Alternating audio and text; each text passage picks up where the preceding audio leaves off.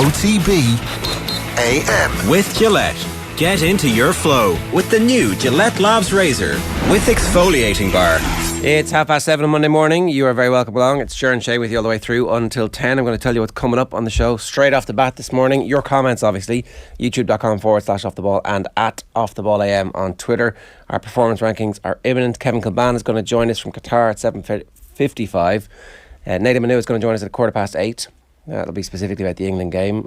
We'll reflect on a busy weekend of Club GAA at around about 7:35. Vinny Perth is going to give us some 8:35 some analysis on the tactical trends emerging and the big storylines from the World Cup. And then Alan Quinlan is going to join us after a very interesting weekend of rugby. Great performance from Leinster, but I think more importantly, a brilliant comeback from a perilous position by Munster as well. So if you've got thoughts on anything that has happened or is happening at this stage, we'd love to hear from you, and then we'll play out with some goodness from the Sunday pay-per-view, which is probably going to focus on the boxing, I think. Is that the bit that we have? We'll tell you more about that a little bit later on. But yeah, let's get straight into it.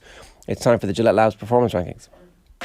You know, that wasn't an All-Ireland winning performance. Probably should have won the game based on their second half performance. Is it a step too far to say it was the performance so far of the World Cup? Maybe not. OTB AM's performance rankings with Gillette. I'm scratching my head. That performance was just lacked that intensity. Boom. Right, Shane. Yes, we'll start. A lonely nation turns its eyes to you. It does. A nation turns its lonely eyes to you? Bit of both, potentially. But I'm glad that people are turning their lonely eyes to us because there's plenty to talk about this morning, Ger. We should start with some batshit crazy comments from Arsene Wenger across the weekend. So, for people who are unaware now, Arsene Wenger, the former Arsenal manager, is taking the FIFA coin. He's working with FIFA on their technical committee. He's also their head of global football development. Speaking at a media briefing yesterday is where these comments came to light. So there of course have been protests from a number of countries, and perhaps most notably Germany and Denmark at this World Cup. The hands over the mouths from the German team, the Danish team kind of setting the way and standing out from other teams in actually doing some minor things at this World Cup. The point of information, did he mention Australia?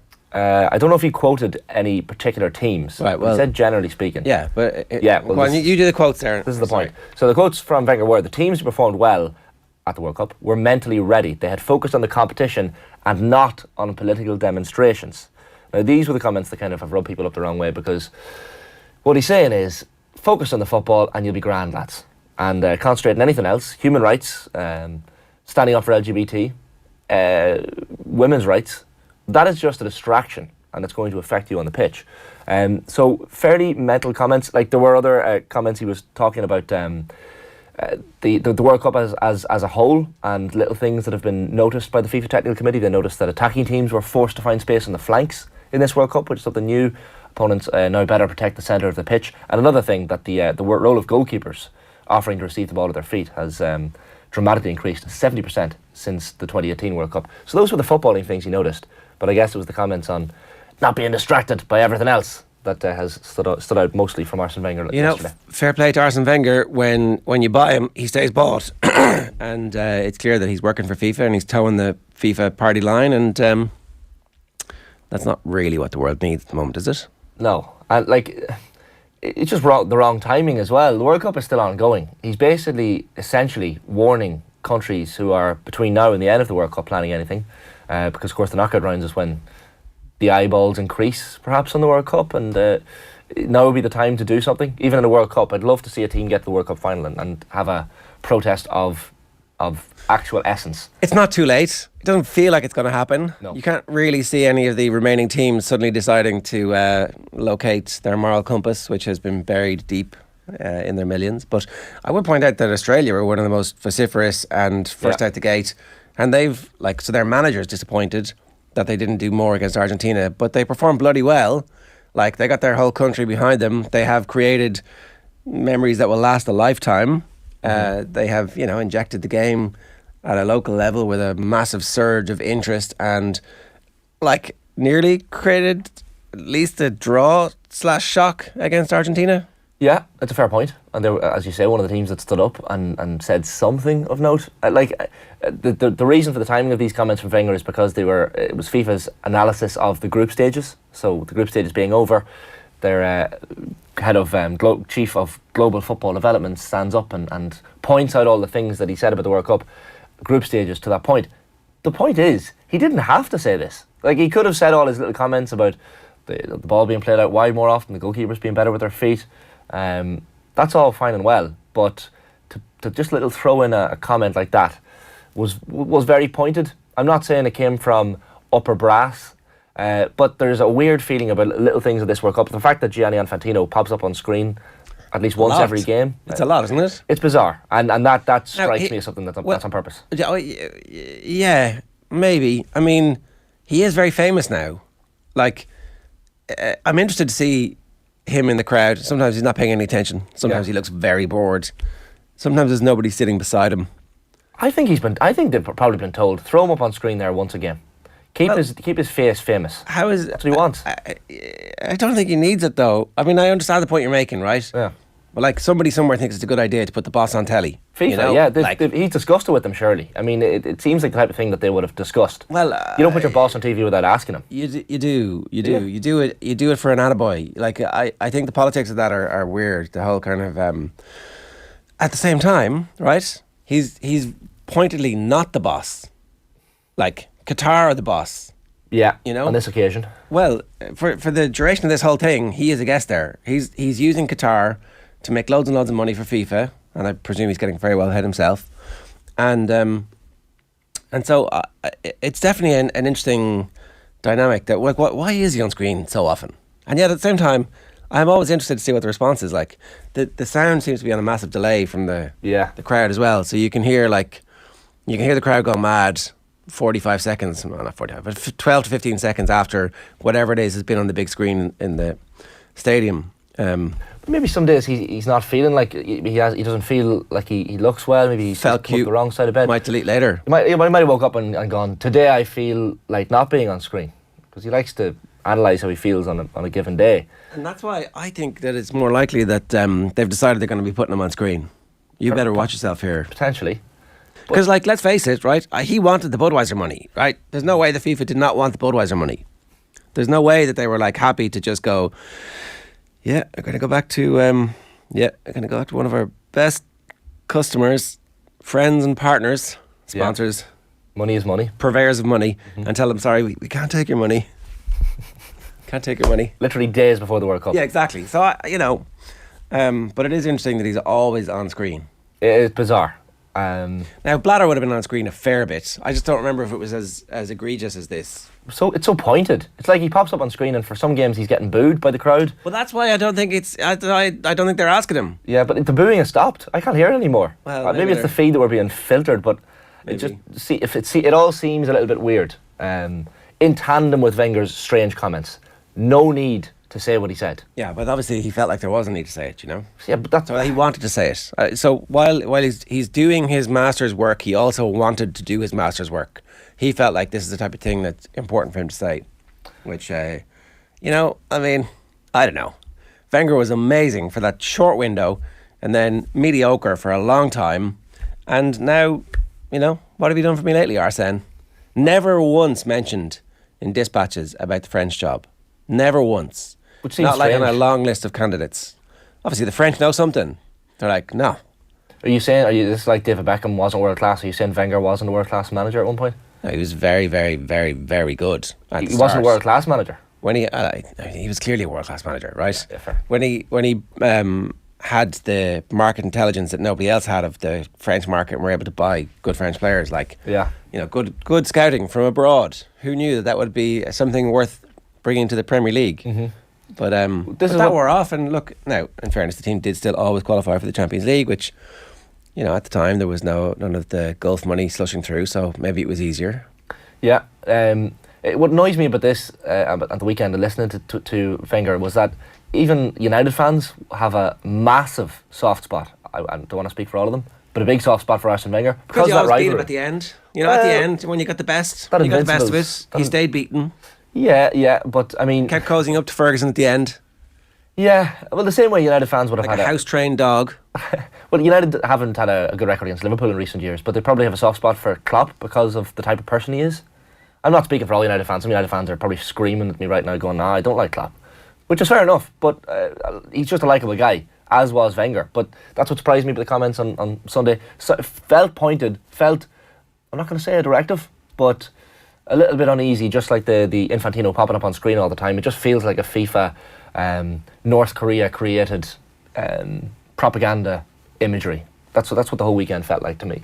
When you're seeing Infantino pop up on screen, you're seeing Wenger's comments. It's like, did you really need to say that? He's also wrong. Like, that's the other thing. He is wrong. The Socceroos were the first ones out the gate, created a video, and they've definitely performed at least as well, if not better than we thought they were going to do. They've created their own bit of history. Like, the German team has a bad manager at the moment. Yeah. And, like, he clearly had not managed his squad properly. He's playing players who haven't played enough football. He's playing players who've played too much football. It's nothing to do with the fact that they decided to make a stand. They just weren't very good at football at the moment, which I'm sure the data would have shown up if Arsene had looked or had decided not to interpret it the way he did. So, all right. Yeah. In the red, Wenger. Had to be in the red, Arsene Wenger this weekend. Also in the red is boxing generally, I guess, Ger, because boxing has a problem. Boxing has a number of problems, but Fury against Chisora on Saturday night left me and perhaps many others wondering where the hell is boxing at, because for the souls, the 56,000 odd souls, many was it in total? 56,789 what I would call mugs in the crowd at Tottenham Hotspur Stadium on Saturday night, because they're there to watch a fight that, if you look at the bookies odds beforehand, wasn't a fight. Tyson Fury's in his prime, perhaps at 34, which is kind of scary. Derek Chisora is 39 in a couple of months, and this was a fight for a payday. Let's be perfectly honest about it, because it wasn't a fight that put two titans at a similar level of their career up against each other. Derek Chisora earned €2.3 million for this fight. That's why this fight happened. It was a 13th professional loss for him as well. His record isn't good. If you look at, if anyone watched the fight or you saw even photographs afterwards, Chisora's right eye looks horrific for most of the fight. And the fact that it was only stopped in the 10th round via TKO for a Tyson Fury win is perhaps the most concerning thing. But they, of course, as I said, 56,000 fans there. They wanted to put on a show. And like, I was even, during the fight itself, screenshotting some of the comments I was seeing from boxing fans on Twitter. Chisora's corner needs to stop this fight. Only 3 rounds in, Fury's already trying not to hurt him. Stop the fight before Fury kills Chisora. Walking body bag for Fury. The ref must stop this Chisora v Fury fight, or else I'm switching off my TV. It had that feel to it from round 3. Now, as I said, this fight went to round 10. Which is terrifying, because there could have been serious damage done to Derek Chisora. Of course, he has to fight someone, and Chisora was the dummy who had to step in, because Anthony Joshua hasn't signed any contracts. That fight doesn't appear to be any closer whatsoever to happening, and I don't think it will happen at this point. But like, the fact Tyson Fury retired in April, and he said, "Oh, I meant it." We know he didn't mean it at the time. He's never meant it. No, he's never read it when he said it. He says he's had 4 months at home with his kids and his dog over the summer, and he's been relaxing and kind of focused on this fight as well. There was the lovely, wholesome #classy gesture video after the fight where himself and Chisora broke bread, as is tradition for friends. And that's the point. Chisora and Fury are mates. They get on very well. And that was quite apparent, because the uppercuts were hurting Derek Chisora quite notably. And there were points in the fight where you felt if Fury had really wanted to hurt Chisora there, he would have. There was that element of holding back. Yeah, so look, in fairness, Fury says, we weren't in there to do serious damage to each other. This is from Jeff Powell, who was ringside and in the Mail, and everybody in the papers is saying pretty much the same thing you're saying this morning, that it was a complete mismatch and it should never really have happened. But £2 million is what Chisora got. I do think that, like, the boxers know. This is like the big thing in other sports is that, you know, you might get damaged, you might suffer long-term permanent damage if you get a knock. But in boxing, the plan at the start of the fight is to concuss your opponent so badly that they can't function anymore. Mm-hmm. That's the rules. That's built in, that's stitched in. That's the aim of it. And like, when you say boxing has a problem, it's kind of always had that problem. Yeah. And I'm not sure that, like, so let's spin forward when it's Fury Alexander Usyk, which Fury says will happen either in Saudi Arabia or in England. Either of them would be great venues. So more than likely it's going to happen in Saudi Arabia, right? Because that's where the money will come from, and it'll give us, for the first time in a long time. Is it the first time in a long time? One person having everything, or did Klitschko have all the belts at some point, or did he not? I can't remember. It feels like the last time, yeah. But yeah, so all the belts, everything up, biggest fight, like one of the biggest fights in history. Yeah. Everybody will tune in. Everybody will pay whatever it is. It's like $80 in America and 20 quid here, and like, this fight will be forgotten, I think. Yeah, But like, look, we and we as sports journalists, and maybe we are sheltered because the World Cup is on, but one of the lads in the office asked on Thursday or Friday, do you know, I think Colin asked this actually, do you know that Fury and Chisora are fighting this weekend? I was like, no. I hadn't heard a thing. I hadn't seen weigh-ins, I hadn't seen any fighting talk from them, I hadn't seen any social media activity. Because no one cares. No one cares. Yeah. It was just one of these fights that snuck completely under the radar. Normally I'd be watching these fights and enjoying the build-up. No one cares about this fight. Well, that I think that's because everybody knows what the result is. Yeah. And it's like given. everybody knows the result of this fight because he's a tomato can. This was supposed to be, as you said, the window for them to have a big fight, and they didn't because they couldn't get the organisation done. And so this window was open. Everybody makes a little bit of money and they move on. That's like. But Chisora's been the tomato can all his career, and oh, now you know what tomato can is, right? Well, there you go. But like, I mean, 56,000 tomato cans in the crowd as well, who are paying to watch this, and they're the suckers. Now, unless it's Qatari stadium numbers and that, there weren't that many people in the crowd, but I think there were. I mean, it beggars belief. People, of course, I get the element of people are big Tyson Fury fans. They want to see him while he's still fighting. He announced he's retiring in April. They're like, oh, I don't have that many more opportunities to see him live in the flesh, fighting it out. But why would you bother watching a fight like this? Right. Just, it deserves to be in the red boxing generally, but the Fury-Chisora fight particularly, Ger, I think was one that left a bad taste in the mouth. John Claffey says, welcome to Boxing Shane. Chisora's been a punching bag all his career. Bohemian29 says, who paid the price for that pay-per-view on the boxing? Was it pay-per-view? Was it? I think it was, yeah, but okay. anyone who paid that is well, I think it's just keeping Tyson Fury busy in a situation where they know there's no risk. And Mark C says, for 2.3 million, let him suck it up. Right, who's in the Amber? Yeah, we're going with Amber next. And last 16 so far, Ger. Now, this is going to sound harsh, and we're going to get to some positives in this because, as we all know, the Amber traffic light means we're about to go, Ger. We're about to get positive. So I'm not going to leave this all negative. But the last 16 has been... it's gone to plan so far in terms of results. That's the only negative I would say. I'd like to take this chance to firmly apologise to Lionel Messi. I'm sure he's watching this morning, but I kind of wrote him off during the group stages, I have to say. I said this Argentina team is not built around him anymore. These lads around him, like Alvarez and Fernandes, are coming good. He's not the main man. I was totally wrong, and I hold my hands up this morning. I have to apologise because he is still the main man. And look, you might say, look at Shane, he's all reactive. One performance again for Messi and he's back on board. Like, the Messi-Ronaldo discussion has to stop for me. Like, there is no comparison. And look, it's apples and oranges anyway. They're two different types of footballers, as we all know. So we need to stop comparing them. But if Messi leads Argentina to this World Cup, he's without doubt the greatest player. And I know we said, Ger, that we're kind of behind the whole Spain train, and this young team with Gavi and Pedri and Luis Enrique is a really likeable character. A lot of people would like to see Messi win the World Cup. It would kind of be a little moment for him to perhaps step back. I'd retire if I was him, if I won this World Cup.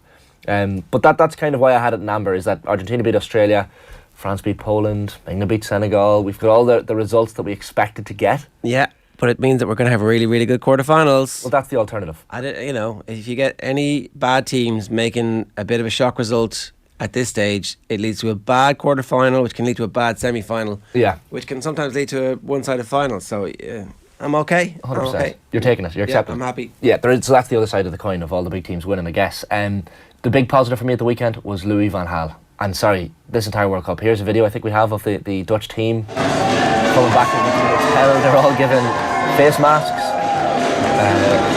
Just look at the atmosphere. They were getting abused, Ger, online for this from some quarters. Why are they celebrating winning a last 16 match, getting to a quarter final? They got their own faces. I was wondering. Well, yeah, most of them have their own faces. But Louis van Gaal is about to pop in the screen with his camera phone, like your uncle at every wedding. I really wish they'd given Van Gaal a face as well. That would have been Louis van Gaal's vibes. Louis. Yeah, that's immaculate vibes from Louis van Gaal there. Like everything he's doing at the minute, he's one of football's last great characters. Jerry, 71. He had the prostate cancer battle earlier this year. He kept it quiet from his team during qualifying for the World Cup. Announced his retirement, of course, back in 2019. Then the Dutch had that horrific spell under Frank de Boer, and he was like, "Okay, I'll come back for one last World Cup and help you lads out." And just as well he did, because the bonding in this team, anyone who gives out, and people have given out about Van Gaal for those images. Why is your team celebrating? Why are you celebrating beating the USA in the last 16 match? Well, why not? It's creating an atmosphere around the team, a bond. They're going to go into this Argentina game rightly as underdogs in the quarter-final, but Why can't they beat them on Friday and get to a World Cup semi-final? And from then, I mean, anything can happen. There was the pictures, the famous pictures in the press conference earlier this tournament where a young journalist, novice journalist, asked Van Gaal for a hug, or said something positive about him. He said, I'm your biggest fan. And Van Gaal loved it. You could see he was visibly quite emotional. At the end of the press conference, hugged him. And again, on Twitter, going mad. Why is this journalist asking for a hug with Van Gaal? So unprofessional. First of all, leave the kid alone. And second of all, he can do what he wants. And third of all, Van Gaal's happy face made it all worthwhile. There's been a bit of criticism in the Dutch media. Yeah, there has. From There's just want to, there's another side to that. You're not really supposed to be asking for hugs at press conferences. I know. Kind of creates a bit of the wrong environment. You're not being held to account. You're not really there just to represent yourself. You're there to represent the audience who can't get in. It's fair. That's all. There's another viewpoint there. It's just a lovely little moment. I don't know what media outlet that young lad was representing, but for me, I don't see the problem. Listen, I wouldn't do it myself. Well, okay, I wouldn't do it myself. Good to establish that. But I thought it was quite a wholesome baselines. Yeah. Marco van Basten, 2 great goals. The rest is something to cry about. As a football lover, I ask myself, what am I looking at? I don't know if I can cope with this much longer. That's in Mary Hannigan's piece in the Irish Times today. Yeah, like the Dutch style takes a bit of getting used to, and I'm sure for the Netherlands themselves that they're getting criticised, a bit like we criticise Stephen Kenny constantly in the Irish media. Kenny FM even here are known for criticising the team every now and again, but in the Dutch media they're being very harsh at the moment. They're into the last 8 of the World Cup. All right, they're going to play Argentina, but World Cup last 16, no shocks. That's why it was an amber, but. Yeah, certainly Louis van Gaal giving me some immaculate vibes. Could go into the green, could go red. Right, what's in the green? Yeah, we're leaning into the green now. So the club action, I know we'll talk with Cathal Malani later on this morning about the club action generally, but Mike Cullen, for me, Ger, was the story of the weekend. Their first ever county championship win 2 years ago in Galway. They didn't get the chance to play in the provincial that year. It was COVID.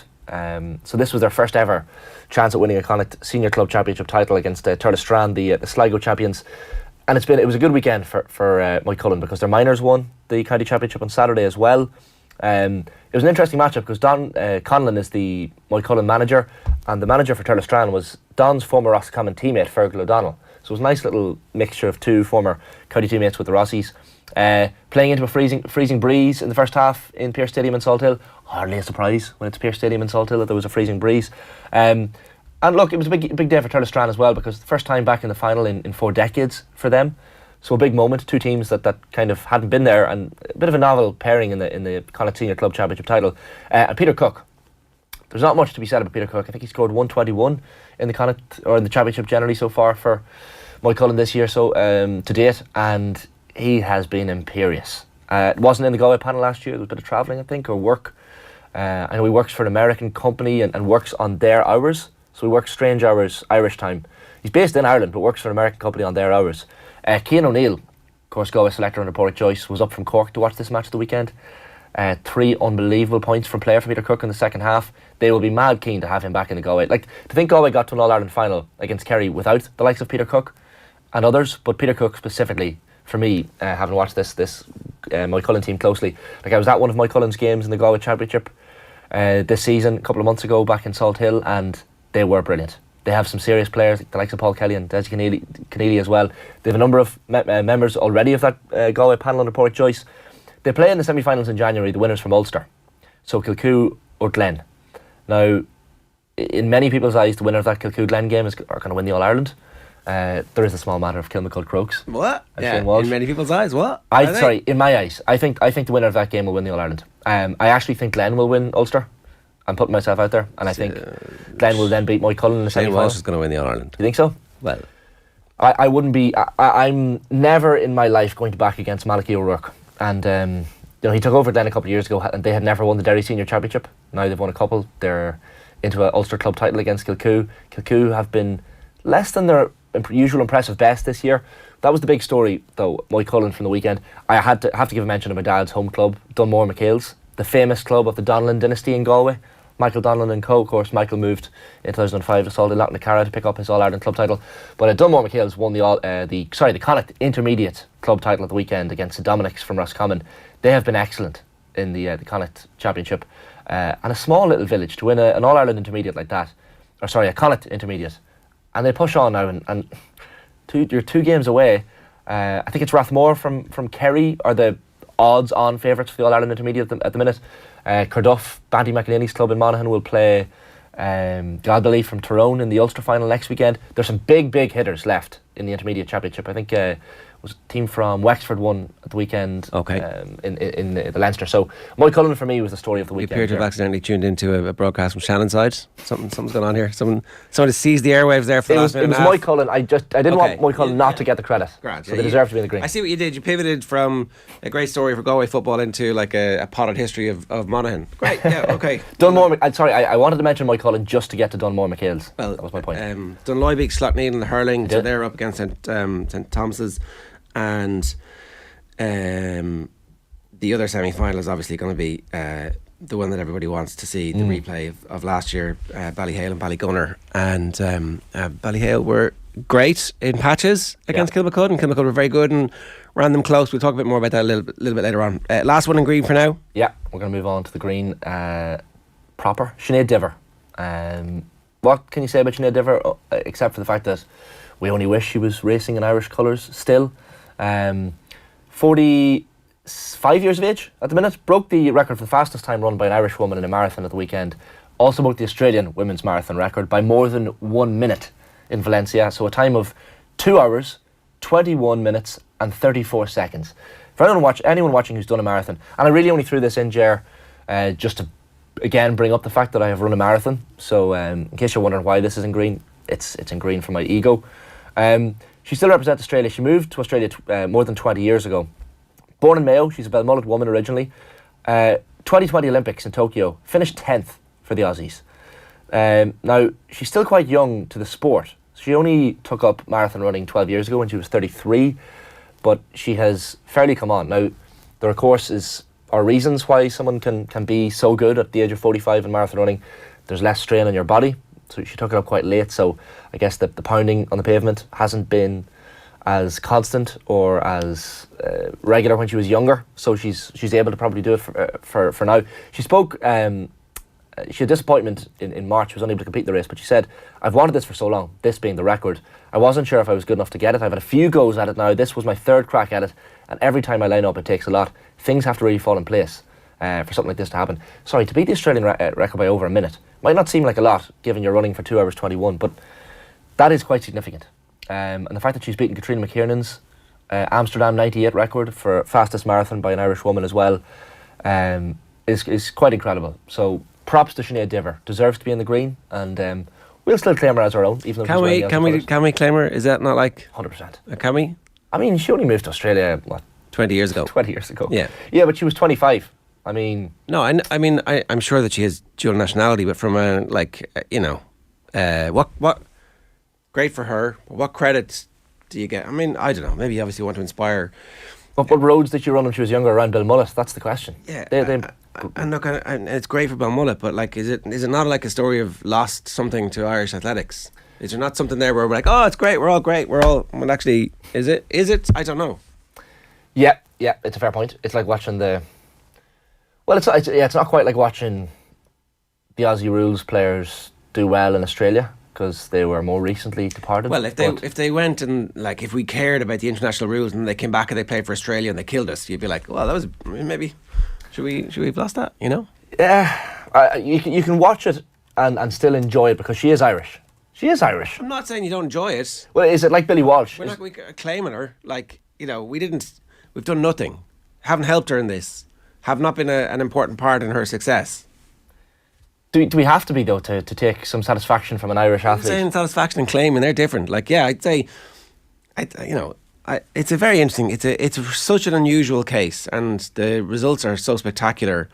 You know, I mean, maybe there's a lesson there for late bloomers and other sports and all that kind of stuff as well.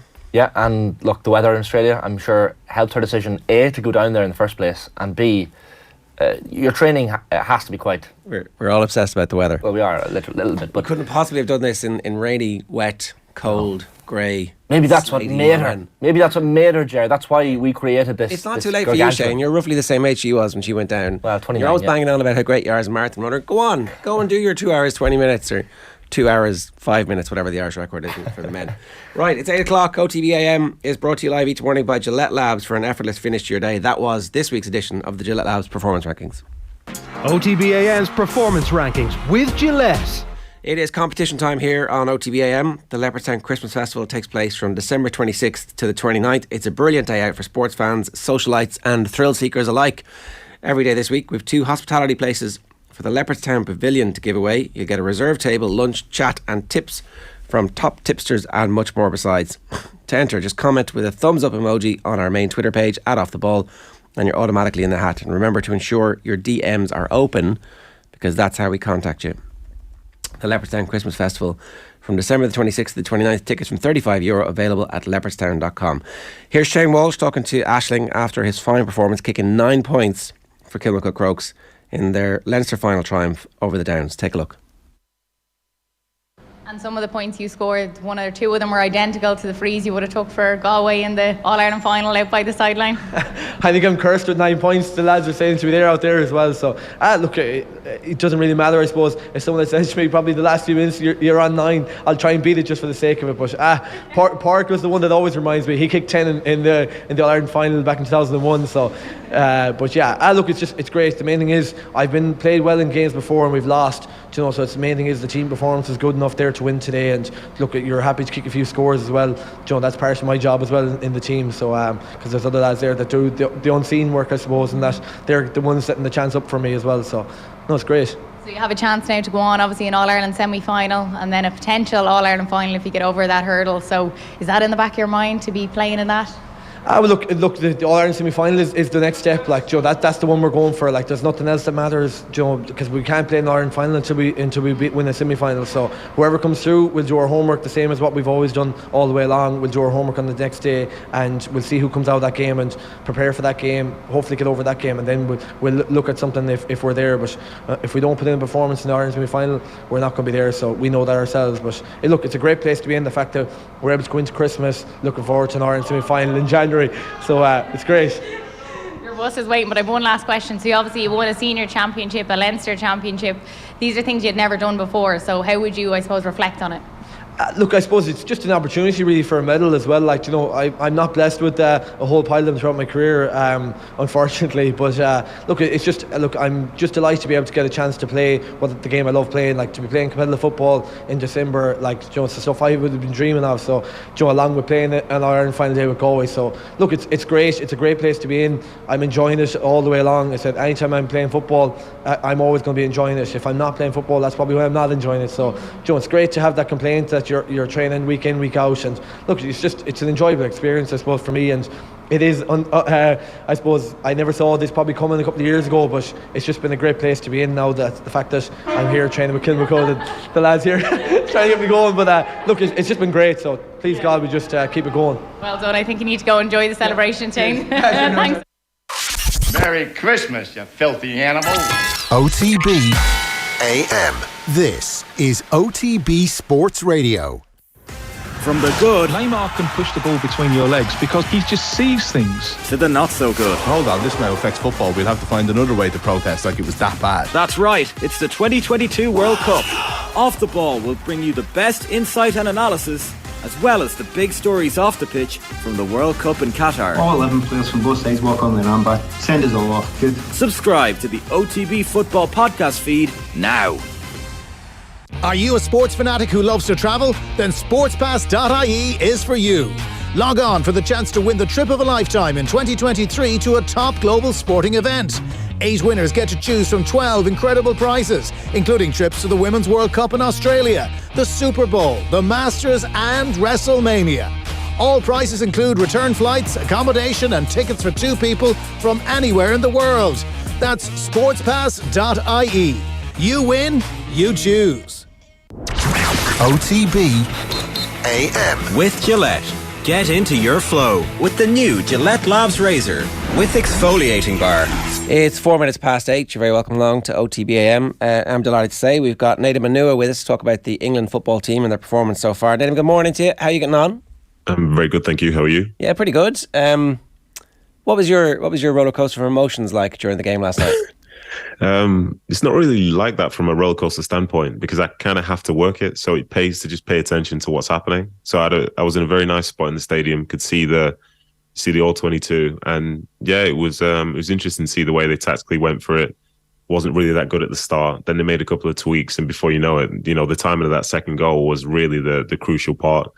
And then Senegal tried to match up with them in the second half in terms of their formation. But again, that third goal basically just put the final nail in the coffin. But they were good. And the only high point I had, really, like a really high point, is because I'm friends with Jordan Henderson. So to see my friend score in the World Cup kind of made me go a little bit unprofessional. but aside from that, it was overall good performance. And as I watch this England team, they give off a feeling like they've been here before. And I think that's something which with anyone who's been watching for most of their life, haven't really seen, regardless of the talent they've had in the past. I think with this group of players, they just have a certain sense of confidence, understanding about sort of getting through the rounds, which I find really impressive. It's really interesting you talk about that, the opening, and you said a tactical change. What was the change that was made? Because in that first half an hour, it didn't look like they were in a flow state. Yeah. So for me personally, and I don't have inside information, but the way I was looking at the game, I think they had spent a lot of time with the ball moving around at the back. And I looked at the two forwards in Foden and Saka, and I wasn't really seeing them really try and stretch the game in behind. So everything was essentially in front of the Senegalese. And as a consequence, like football, it's never easy, but it's easier when everything's in front of you. So it seemed like there needed to be some sort of intent at least to try and force the opposition back. And I think there was a point probably 25, 30 minutes in. I think there might have been a pause in play. And then I watched something as Jordan Henderson received the ball and he wanted to spin a ball down the channel to Saka and he didn't go. So Jordan played it off and then he was berating him for 10, 15 seconds saying, you've got to go, you've got to go, you've got to go.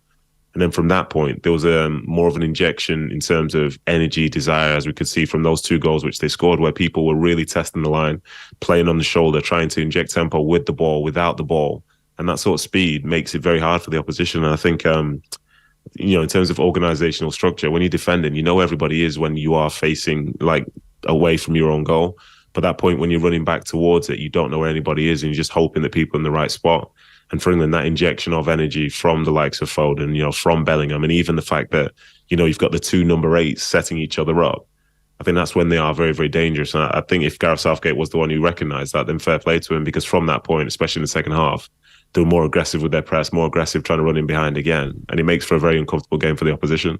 Well, that's really interesting, right? Because one of the criticisms of Southgate pre-tournament was, he's not that great on the sideline. He's brilliant around the camp. He's got the best out of this group of players. He sets them up brilliantly. But in matches, he's being outdone by his rivals. And maybe that's not the case anymore. Because it's not like managers can't change and evolve and get better.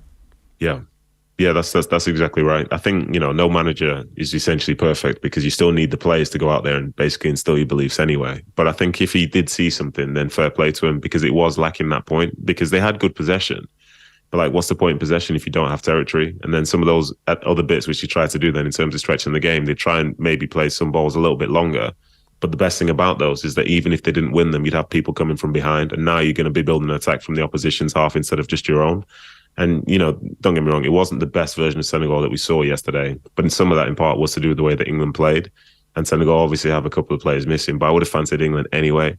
But then once I start seeing them be more dynamic, be more on the front foot, sort of delivering a level of energy into the game, which, makes it always hard to play against them, then I thought they're fair dues. And don't get me wrong, it wasn't a perfect performance. There were one or two sort of errors defensively. But for those people, get very down on England, each team that's at this World Cup who's doing well has shown their flaws at some point. So to say for anybody that says it's definitely going to go this way, definitely going to go that way, it feels like that's more emotional as opposed to logical from seeing the way that the tournament's gone so far. Nedum, is Jordan Henderson's importance to this team, to this squad, underrated? From which perspective? Well, he seems to be. When he scores the goal last night, everyone's put some credit on this man's name, and I'm sure he's important as a squad member and an experienced person in the squad. But you don't hear his name mentioned too often as one of these really important key cogs in the Southgate machine. Yeah, you are right with that, and I think it's because some people probably see him as more as like a 6, but knowing Jordan, he actually wants to play the 8 because he can be more involved in the game. And he can play as a 6, but he's an 8. So when most people see his name on a team sheet, they believe that it's going to be more defensive. But Jordan can defend, but he wants to go forward. He wants to make runs in behind. He wants to go on overlaps. He wants to try and get the ball in the half space and drive and be looking to try and find penetrating passes and so on. So I think some people maybe do underestimate him, but when you look at it for what it is, he's the captain of Liverpool. He's clearly not the worst player in the world, But again, some people don't fancy him, and that that's fair enough. They're entitled to their own opinion, but I think there's a good dynamic there between, say, himself and Bellingham, because they spread the field really well. They stay patient. They come and link the play when they need to, but then as soon as there's a chance to really go and bomb forward, I think off they go. And I think Jordan, with that as well, is one of the best pressers I think that England have. And when you see him start going, other people go with him. And I think some of that comes with his big game understanding, the fact that he's played for the club like Liverpool and led them to great success. So yeah, I think in some ways you're probably right. Maybe his performances and what he does for England is underrated. But then ultimately, it's Gareth Southgate that picks the team and he rates him because he's playing him. So I think that's probably the biggest sort of show of support that you need, as opposed to people from the outside really understanding what he does. I don't know if he, before the tournament started, if he was in everybody's here's my pick for who Southgate is going to pick. At what point over the course of the tournament has he now become undroppable? When did he get in the team for you? Obviously, notwithstanding the fact that he's your mate, right? But if you were putting yourself in Southgate's head, when did Southgate go, yeah, he's definitely the team? Because I was a little bit surprised at the team that got picked. I kind of thought there was a possibility he might go back to 3 central defenders. I hoped he wouldn't, but I thought he might, because we're getting to that stage of the tournament now where he has used that in the past. It's been effective. Managers like doing what has won them stuff in the past. That's so interesting, because whenever, say, a lot of people I know start speaking about England, there's always this thing hanging over their head about a three at the back. But England, they're not really concerned about that, it seems like. I think they prefer the balance in the midfield of having 3 guys in there and with the 3 forwards. So it's more a formation which we see domestically, and I can't personally see them going into that unless they absolutely have to. And if they absolutely had to, maybe it's because you'd be playing against 2 number 9s. But most of the teams that play at this World Cup, they don't really do it that way. And I think the 4 at the back, it makes sense. You've got people who can play it very, very well, and they are currently playing it very well. And they have the added security of a Declan Rice in there as well, who really understands his responsibility within the team. So I think back to your original question with Jordan, I think against the USA, England overall, they were a little bit laboured in terms of how they were playing. I think there was an ebb and flow to that game, which probably made a few people uncomfortable, because there were times when USA were very much on top and times, when England were on top and people expected them to stay on top, but that's not the case. And, there's lots of reasons why.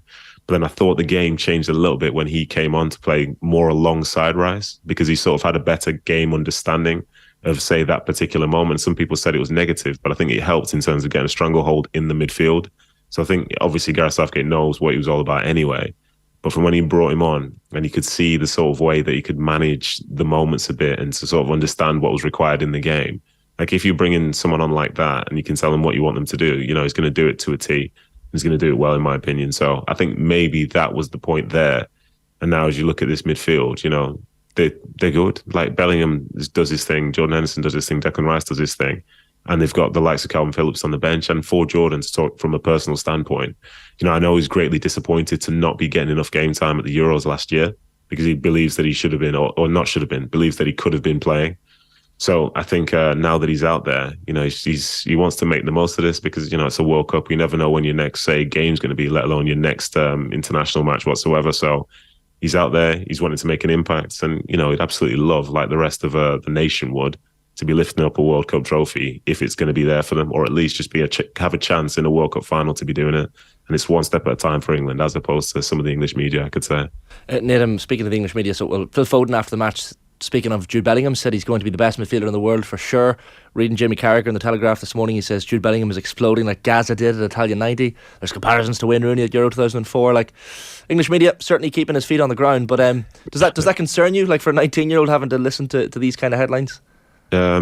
I don't think it concerns me as much anymore, because I think some of these really good young talents now, I think they see the game in a slightly different way, and they just enjoy it. But they're really, really good professionals, because some of the sort of the people that came before them who maybe have inspired them, their foundations are on being great professionals, not just great players. So for someone like Jude Bellingham, by all accounts, it seems like he's a really, really nice guy. Seems like he really just enjoys the football, wants to play. In the same way I hear same stories about Phil Foden and the like.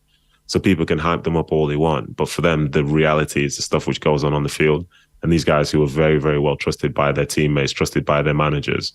And it's not just because they play well, but because they want to be doing everything they can to make themselves better on a day-to-day basis. Same case for someone like Erling Haaland, they have such great ambitions, but they work at it as opposed to just listen to what everyone else is saying.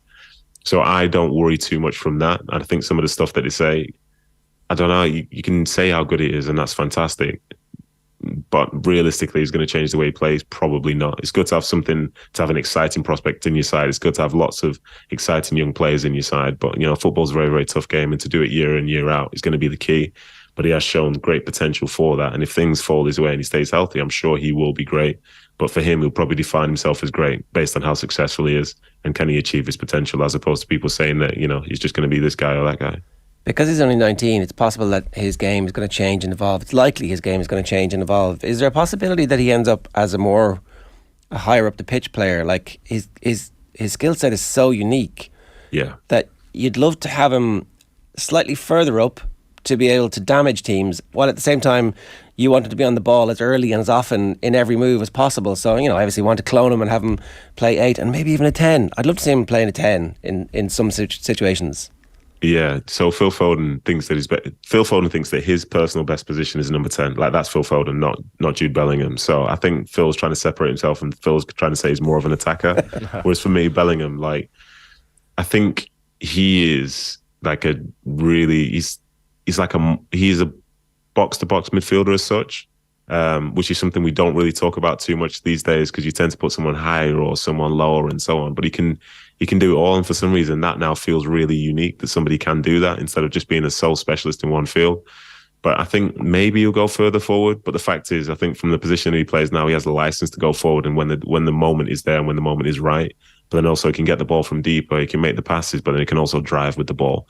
And when people can do that, it's people's worst nightmare, really, because some of those midfield matchups they don't have, they won't be as strong as him, they won't be as technically gifted as him, they won't be as quick as him. So if he gets the game by the scruff of the neck and goals, kind of like he did in the second goal yesterday, I think it's going to be a really tough spot. But I'd always prefer him to be coming from sort of behind some of the attacks, as opposed to being so far ahead of it and having to be on the half turn. Because then if he ends up in the wrong sort of game or playing for the wrong sort of team, he might go through long periods in a match where he never gets the touch of the ball. And I think at that point, you're probably wasting his potential, I'd say. As I got to the point, Nedum, where Bellingham is so important to England that if you're Didier Deschamps, you take him out of the match. You literally target Jude Bellingham because he's that important. And if you can do that, then you beat England. I don't think they're quite there yet. And the reason I say that is, especially from a French perspective, they are world champions, and tactically they can be very, very good. But I wouldn't think that they'd want to make a huge adjustment to affect the way that the opposition play, as opposed to focus on what they're doing themselves. And as I look at their team, I can't see Rabiot, I can't see Griezmann really sort of trying to go for that matchup. So I don't know. I think is it Tchouaméni that you end up being left with? But if you're following him around, then you're missing the point, because there'll be other people who fall into the space, especially like somebody like a Harry Kane who prefers to drop off that little bit. Well, if he drops off there and you've got Tchouaméni following Jude Bellingham around, then what are you going to do with Harry Kane? So I think tactically, you can't over-egg it. I think maybe you try and stop the supply line to him by maybe forcing England to go out wide sooner, or to try and keep England passing the ball side to side at the back. But yeah, I think you're aware of his strengths, but I think sometimes it's not really that common these days to think you have to stop one individual. Like England are potentially thinking, well, fans are potentially thinking, the key to the game is to try and stop Mbappe. But then, the bigger point is Mbappe's been really good at this tournament because he's had Hernandez supporting him. Hernandez has been the guy who's been going on some of those overlaps and then providing, say, 1-2s and creativity from that standpoint. So you can try and focus on Mbappe, but the next thing is a 2v1. And then they have other players on the field who are capable of scoring. Like, lest we forget now, they've got France's all-time top goal scorer playing up front.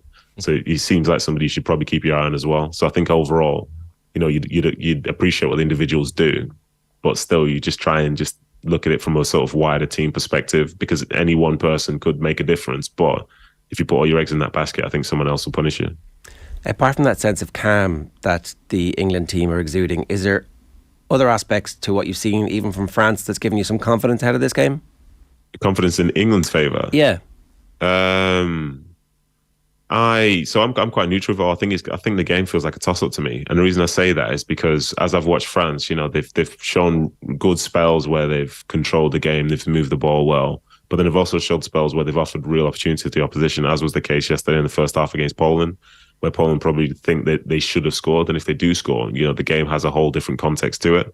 I think their strengths are more in attack as opposed to defense. Because, say, for example, Kylian Mbappe is an incredible player, but you're very rarely going to see him pressing with any level of desire whatsoever. So you get the chance to potentially start some attacks down that side. But then the sad thing is, then if they're more open, they're more set to sort of come at you on the break. But I think it's a game between two imperfect sides. Because, Upamecano is a good player. He's not like the best thing that's ever been seen. And it's the same all across the field for both sides. And you know that they do have mistakes in them from the front to the back. So ultimately, it's a really good matchup. It's going to be really, really intriguing. I think both teams will want to have the ball and so on. And France may, for the English, feel more dangerous, but that's because they're quite pessimistic overall.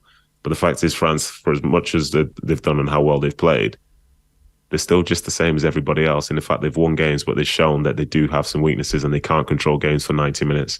And this England side might be the toughest test that they've faced so far.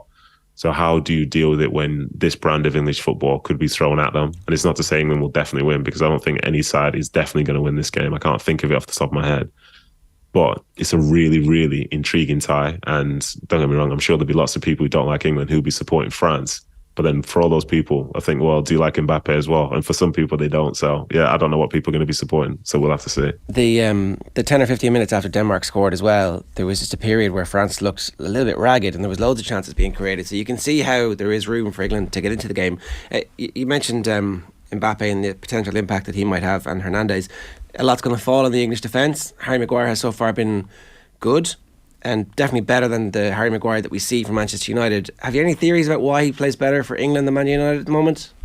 I think overall it's probably just a better atmosphere for him. I think when you look at the English crowd, they have overall a positive experience when they see him out there. I think him playing with John Stones, they're probably very like-minded in the way that they play, and then add in a Jordan Pickford again, who they're all on the same sort of page, and then he's got the familiarity of Luke Shaw on the left-hand side, and I don't think it's fair to say England play completely different to the way Man United play, but it's just a different spot. And then also, that Gareth Southgate really trusts him. And I think there's a lot to be said for that sort of mental thing within football when you're in a good spot, you're not under pressure, that you're being trusted to go and do something. And when it's for England, it's doing something on the world stage. You're being trusted to go and play at a World Cup. So that what more of a pat on the back could you need, as opposed to somebody sort of potentially saying, well, maybe you need to leave this United side. Maybe you shouldn't be here. You're not playing well enough. We're going to be taking you in. We're going to be putting you in. We're going to be taking you out and so on. I think he has like a sense of continuity when he meets up with England, and that goes a long way for him. And people could say, ultimately, yeah, he should do better than to sort of have confidence that way. But that's the way that most players, if not all players, are. You play your best football when you are very, very confident and you feel trusted, when you feel trusted out there. And for those who don't necessarily have that, it's very tough to continue to play well when there's sort of doubt over you. And fair play to him, because he has done very well for England. I thought he made a couple of mistakes yesterday, but overall he's been very solid. And I think him and John Stones are, they've been fantastic for England overall. And I hope they continue to do that. And if England lose, I don't want it to be down to a Harry Maguire mistake, because all the naysayers are just waiting for that one mistake which costs them, which will then prove the point that he shouldn't be there. But I don't think England would be in the same position if it was someone else that's playing through these last few games. There are moments where he's on the ball and you're thinking, Jesus, anything could happen here. This could go south very quickly. And I don't know, would you have had Conor Cody or Eric Dyer maybe in that defence ahead of him at the start of the World Cup? But it's just one of those things where, as you say, you're at times waiting for disaster to happen. Yeah, it's because you've seen it, because you've seen him make mistakes before. When he gets the ball and it's a high stakes moment, you're thinking it's going to happen again. But defensively, he's good. And I think my only thing with him, and this has been the case for like a few years, is just at times he just takes a few too many touches when he's in possession, and he can sort of be led into a trap or led into a problem. And he's good on the ball, but the way for me the defending is you don't have to show that all the time. At some points, it's about percentages. And to mention a guy, so Van Dijk hasn't had the best of seasons, but one thing which I really like about him, and the way he does it for Liverpool, is that, he'll move the ball around the back a few times, but then he's not shy of just playing percentage football. He'll play a ball down the channel, he'll try and play a diagonal, or if there's a bit of pressure, he'll literally send it into row Z, and it sort of just dispels this doubt that some people might have in him when he's on the ball and so on, because you don't expect him to lose it. He won't overplay. Whereas I think at times Harry will think about, he doesn't think it's overplaying at the time, but it ends up being that way, because the more touches you take, the more you sort of play into the opposition's hands, because they start making adjustments based on where you're going. So Yeah, I think unfortunately he's got some clips of him doing particularly badly. So now people just expect it to happen again. But the way football is, maybe that was his bad spell, and maybe he's in a different moment now and he's learned from those mistakes, because ultimately that's the whole point of football, isn't it? To learn from the mistakes you make and make yourself better. Like, he's only 90 minutes away now, Southgate, from another semi-final of the major tournament. Like, do we have to accept now that he's one of England's greatest managers of all time? Yeah, well, yeah, and the thing is, I don't even accept it. I shout it, because I've always found with a lot of people who watch England, like I don't know what they want. Like, it feels really, really strange for a nation that hasn't really had that much success on the international stage and has had more disappointment than anything else. It just feels weird when they'll be so critical of somebody who, you know, has taken them in across 2 tournaments into a semi and to a final. And yeah, I think even in the first game of the Euros, I think they said that's the first time England have ever won their opening game of the Euros. You know, wow. So things have been really bad then. But I think the thing here, I don't know if it's to do with club football, but people are like obsessing about style of play. And I think when it gets like that, it gets a bit weird, because I think after the USA game, I had people saying to me that, you know, I know they made it to the semi-final of the Euros, I know they made it to the final of this, but, you know, I just want to be entertained. And it felt like a really sort of like privileged club football type fan, because I thought, like, what are we talking about? And according to that logic, if England managed to get to the final and say they played, I don't know, 6 at the back and they won, then that means they'd be miserable, even though he would have essentially delivered something which England haven't seen since the 60s. So I don't know. I think he's done a very good job. I think he's created a good group of players who seem to enjoy playing with each other, who seem to enjoy representing the national team. And I know for a fact that hasn't always been the case. So fair play to them for the way they sort of interact with the nation and their fans and so on. So I've got no issues with Gareth Southgate at all. I think he's very, very consequential, and I think he's brought hope from English football. And this is even in a time when you look at times people gone by, like the Rooneys and the Rio Ferdinands and the like. This team has objectively done better, and have done better consistently. And in these moments, that you kind of have a belief in the back of your head that they're going to be fine. So I think that's a big change to get. So I think he deserves a ton of credit. And some people won't be happy. And I think whether he wins the World Cup or goes out in this next round, I think some people still want him to leave anyway. And that's a shame. But if he does leave, I think he leaves with his head held high, because he's done a great job. That is the key point, isn't it? That actually the team is performing better than it ever has done, because he has got them all playing together. And maybe it's interesting that their best player isn't playing for one of those clubs that has a traditional rivalry with another title rival.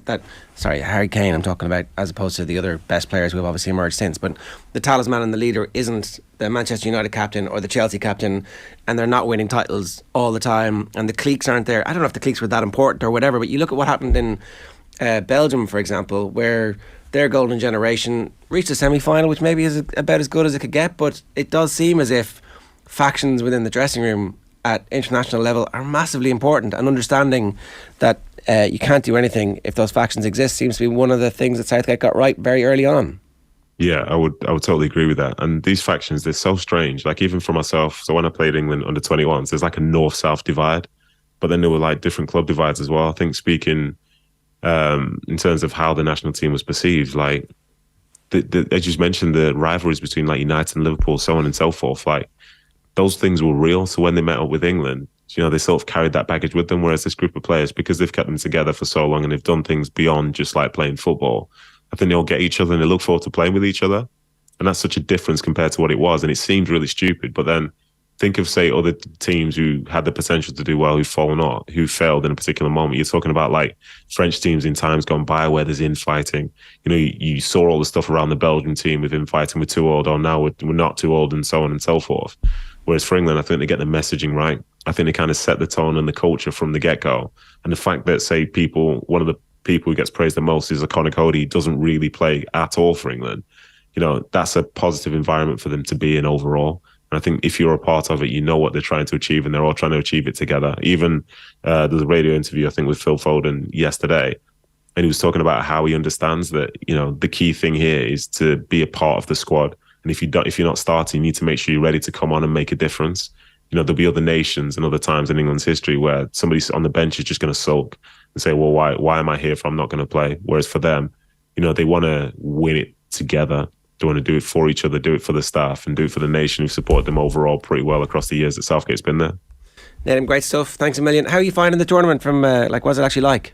Yes, to be honest, I've had an incredible time. I think to be able to be somewhere in the world and see fans from every corner of the globe come here with a sense of excitement to sort of watch their teams play, to watch some of the best players in the world play. The stadiums are incredible and everything's accessible. Like every day I'm excited to go and try and watch a game. And it's a very unique spot to be in, because I don't think we'll have a feeling like this again where everything feels so accessible, because in 4 years' time, you might have to fly 8 hours if you want to get to another game. Yeah, it's going to be different. This is definitely a once-in-a-lifetime experience. Great to have you with us. Thanks a million for making the time for us. Cheers. Cheers, thank you. It's Nedum Onuoha there, giving us a real insight into what's going on with England at the moment. If you've got a view, 0879 180 180 is the WhatsApp number. You can use the hashtag OTBAM on Twitter. You can tweet us at @OffTheBallAM. I'd always wondered why Bellingham wore the number 22 jersey. I was reading in the papers this morning that a former coach of his, explained to him in training one day that he could play quite comfortably the number 4 role, the number 8 role and the number 10 role. So we added those numbers together and made 22. Right. Which is nice. And he can play any of those roles. Also a comment from, John Duggan was tweeting after the match saying, wishing Harry Kane and England well, still wants Brazil to win the tournament. Got a reply from someone, Eamon, on Twitter. I don't get Irish fans of Premier League teams who really don't want the players they support week in, week out not to win it all. Surely we've moved on at this stage. Moved on from what though? Moved on from this level of maturity. Yeah. This is what sport is about. I do not want England to win the World Cup. What's your local GAA club? Monaghan Harps. And who are your nearest rivals? Probably Scottstown, I suppose. And do you want them to win? No. Do you want them to lose every game possible? 100%. Yeah, that's just life. That's life. Yeah. So I'm really desperate for my neighbours to win. What? Said nobody ever. And Harps and Scottstown don't have the history that Ireland and England have, so it's probably worse. It's probably worse. Yeah. In some degrees. But no, I just don't get it at all. I really like this England team, but do I want them to win? Absolutely not. I'll have a French jersey on if I have one on Saturday. No doubt. Does that make me immature? Don't really care. Just makes you a sports fan, right? Exactly. Column's obviously pointing out that they retired Jude Bellingham's jersey at Birmingham City, and there was minor controversy at the time, like, what are you doing? Yeah. And then after he made his England debut, like, oh, that was a good idea. But in fairness, hindsight's 2020, but now I thought it was ridiculous at the time, but now I'm like, yeah. I still think it's a little bit ridiculous. Because he was so young at the time. He was unproven. What was he, 17, 16? Man. Yeah, it was a bit early. It was a bit soon. If they wanted to retire it now, in hindsight, that he's lit up a World Cup so far, I'd understand to some degree, but nah. No, I'm all aboard the Jude Bellingham train. I can't believe he's only 19. Well, what do you do? What do you do if you're watching this and you're City or you're Liverpool or you're United or you're Chelsea? Well, you pounce straight away. You do, don't you? Yeah. This price is going to be abnormally huge because he's had a World Cup like he's had, but you still got to pay it, don't you?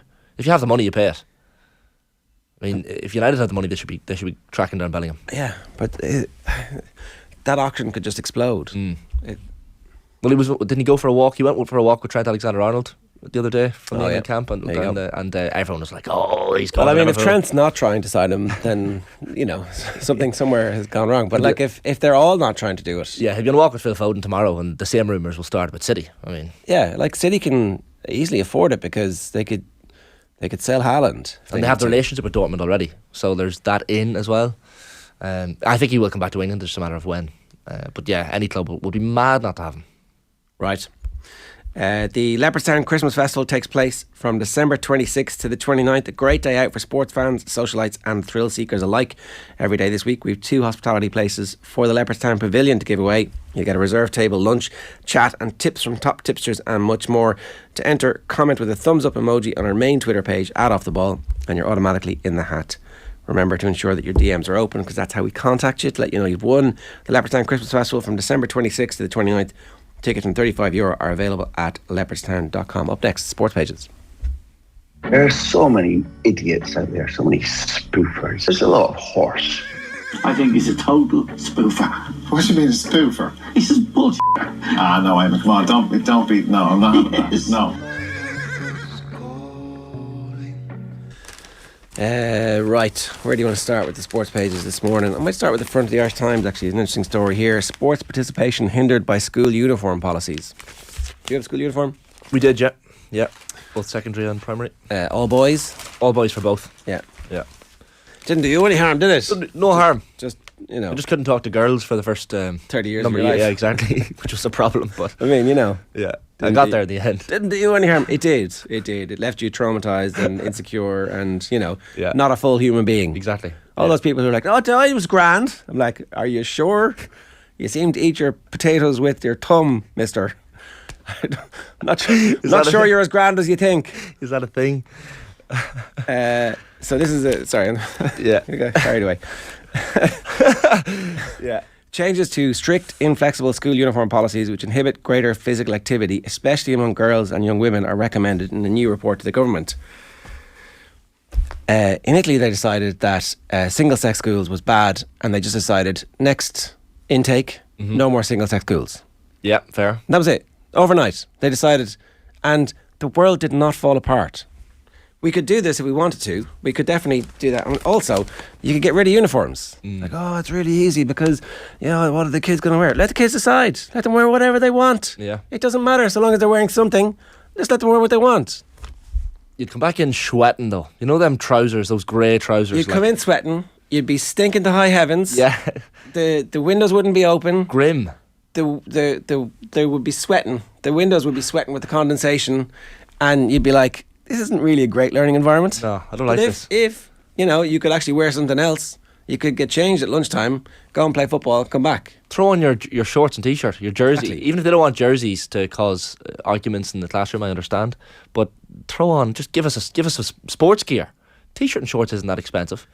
It would smell a lot better in the classroom, I think. It would, definitely, if you could just get rid of that. The nylon shirts that were, whatever they were made of, whatever weird plastic had been smelted somewhere Just got in the dark part of the world. Fear of August going in with your mother or your father to pick out your uniform. Yeah. And like try you knew you were heading back to school, then you'd go to the stationery shop next door for just straight away after, and panic stations would set in. But the point on mixed schools is also a good one. Like, look, myself and a lot of my mates went to all boys primary and then an all boys secondary as well. But and look, some of them did turn out all right. Some of them even got married to or engaged to human women and were able to talk to them as well. But took a long time. It took a long time. Yeah. But it's certainly a point where I think that should be discussed more. You know, mixed schools.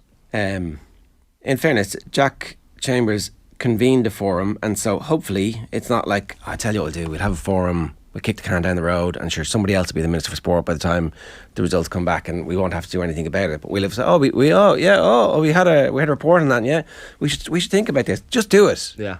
Right, fix it. Fix uniforms.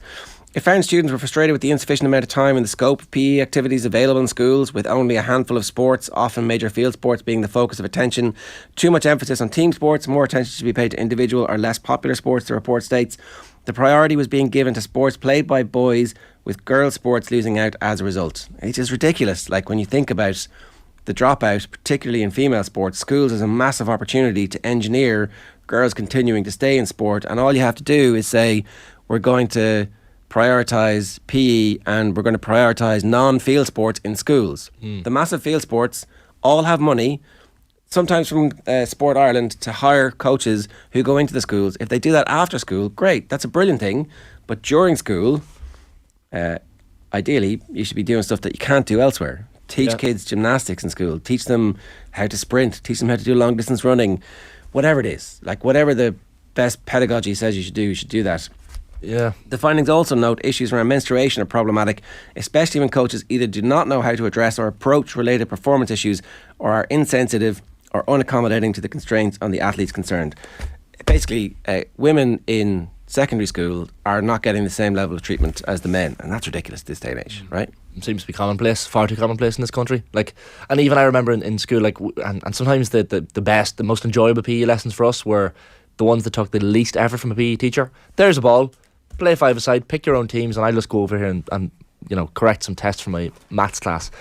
We used to love that because we want to play indoor soccer. But then I think of the kids who in our year didn't like football or sport generally. They'd be sent up the top with a table tennis bat. Oh, there you go, play table tennis. And they're like, well, I don't like table tennis. There was nothing for them to do. No. And there was a lot of those kids as well in school where it was grand for people like myself who really enjoyed team sports and sport generally, but there were so many kids who I only thought about maybe after I left school, and I was like, they had nothing to do. Like, they were literally they would just sit there during PE and talk. They're the ones who are the most important ones in PE, because you're going to be grand because you're already playing sport anyway outside of school. And they weren't getting any exercise whatsoever, so they needed to be included in some sense and just weren't. So yeah, the very people that PE in Irish schools should be directed towards perhaps forgets, which is kind of worrying. So hopefully something comes of that. Right, some of your comments from earlier, I'll do the back pages, the rest of them. Tour de Force, French next for impressive England. Nappy days for Reid. This is TJ Reid and his wife Niamh de Bruyne and their daughter Harper Mary after the game at Croker yesterday. Henry is still sweet on Honeysuckle being beaten, turned over for the first time in her career was the big story from the racing at the weekend. In the Hatton's Grace at Tia Hooper, wasn't it? Yeah. Now, there's always a Leopardstown race, and then obviously, so it's first race of the season, essentially. Yeah, it's going to be. At the same time, coming towards the last, shows in front, and you're thinking, all right, okay, Afterburners any time now. Yeah. Oh, it didn't come. Ooh. Yeah. Ooh. So, maybe Honeysuckle's comeback is going to be the big story of over the rest of the year, or not. Horses reach a peak, and then other horses come and take them, and that's the ebb and flow of life, right? That was one of the highlights of my sporting year 2022. Was it Honeysuckle in Punchestown? Well, there was both. The two races were almost exactly the same. Yeah. Honeysuckle in Punchestown and Cheltenham were both. Yeah. No, sorry, it's not Leopardstown in Cheltenham. Was it? They've come back and do Punchestown. I saw Honeysuckle somewhere. I can't remember where I was this year, but you saw it in person in the flesh. I was at the racing. Oh right. Well then, sorry. Yeah. So Owen Sheehan was there as well. Then you were Punchestown. Yeah. Punchestown. Yeah. It was Honeysuckle, wasn't it, that day? I'm not sure. No, I can't remember. I wasn't there. Look, I had a great day. As you can probably tell, I had a great day, Ger. Some of it is fairly hazy in my mind, but I for sure had a great day. But Honeysuckle, to see her lose. Rachel Blackmore on board as well. Surprising, but Leopardstown to come, as you say. Yeah. All right. That was your sports pages.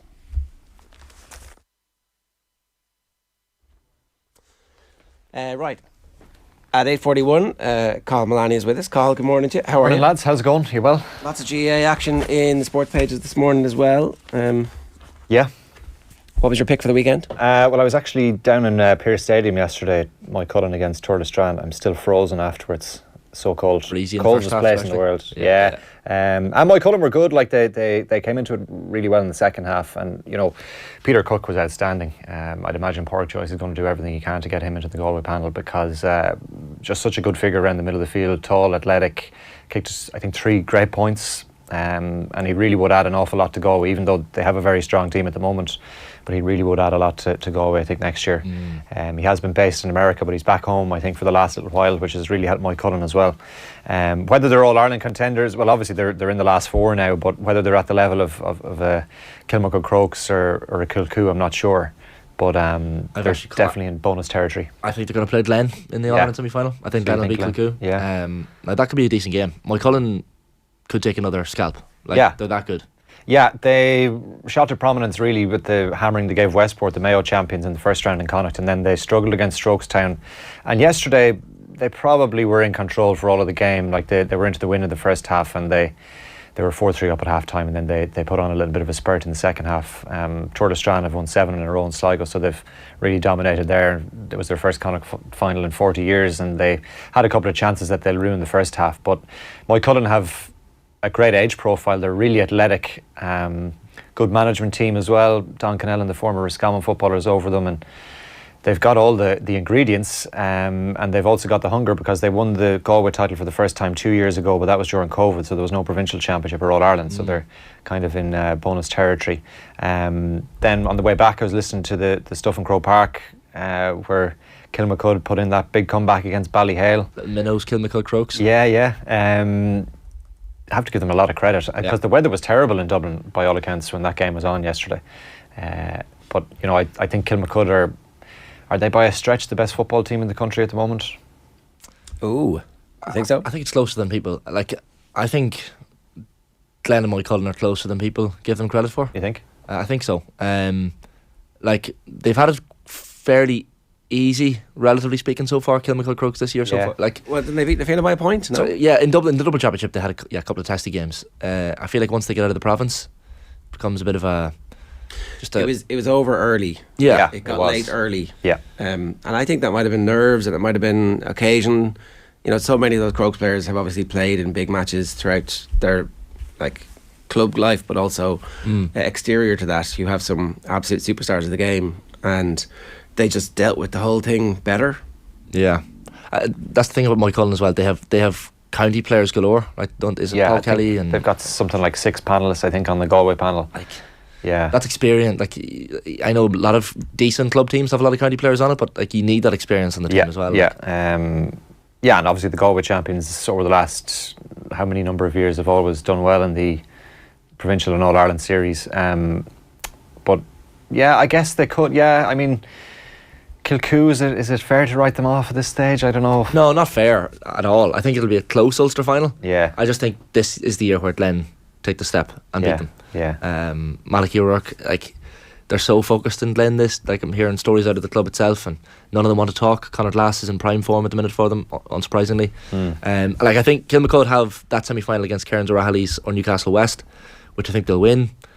I think the final is going to be tasty, whether it's Moycullen or Kilcoo or Glen. Like, it's going to be a very, very tasty All-Ireland club final. Yeah. Kilmacud they're too good. Shane Walsh, 9 points. Just the 9 points again. I mean, and they were kicking a lot of wides yesterday as well. Like, where this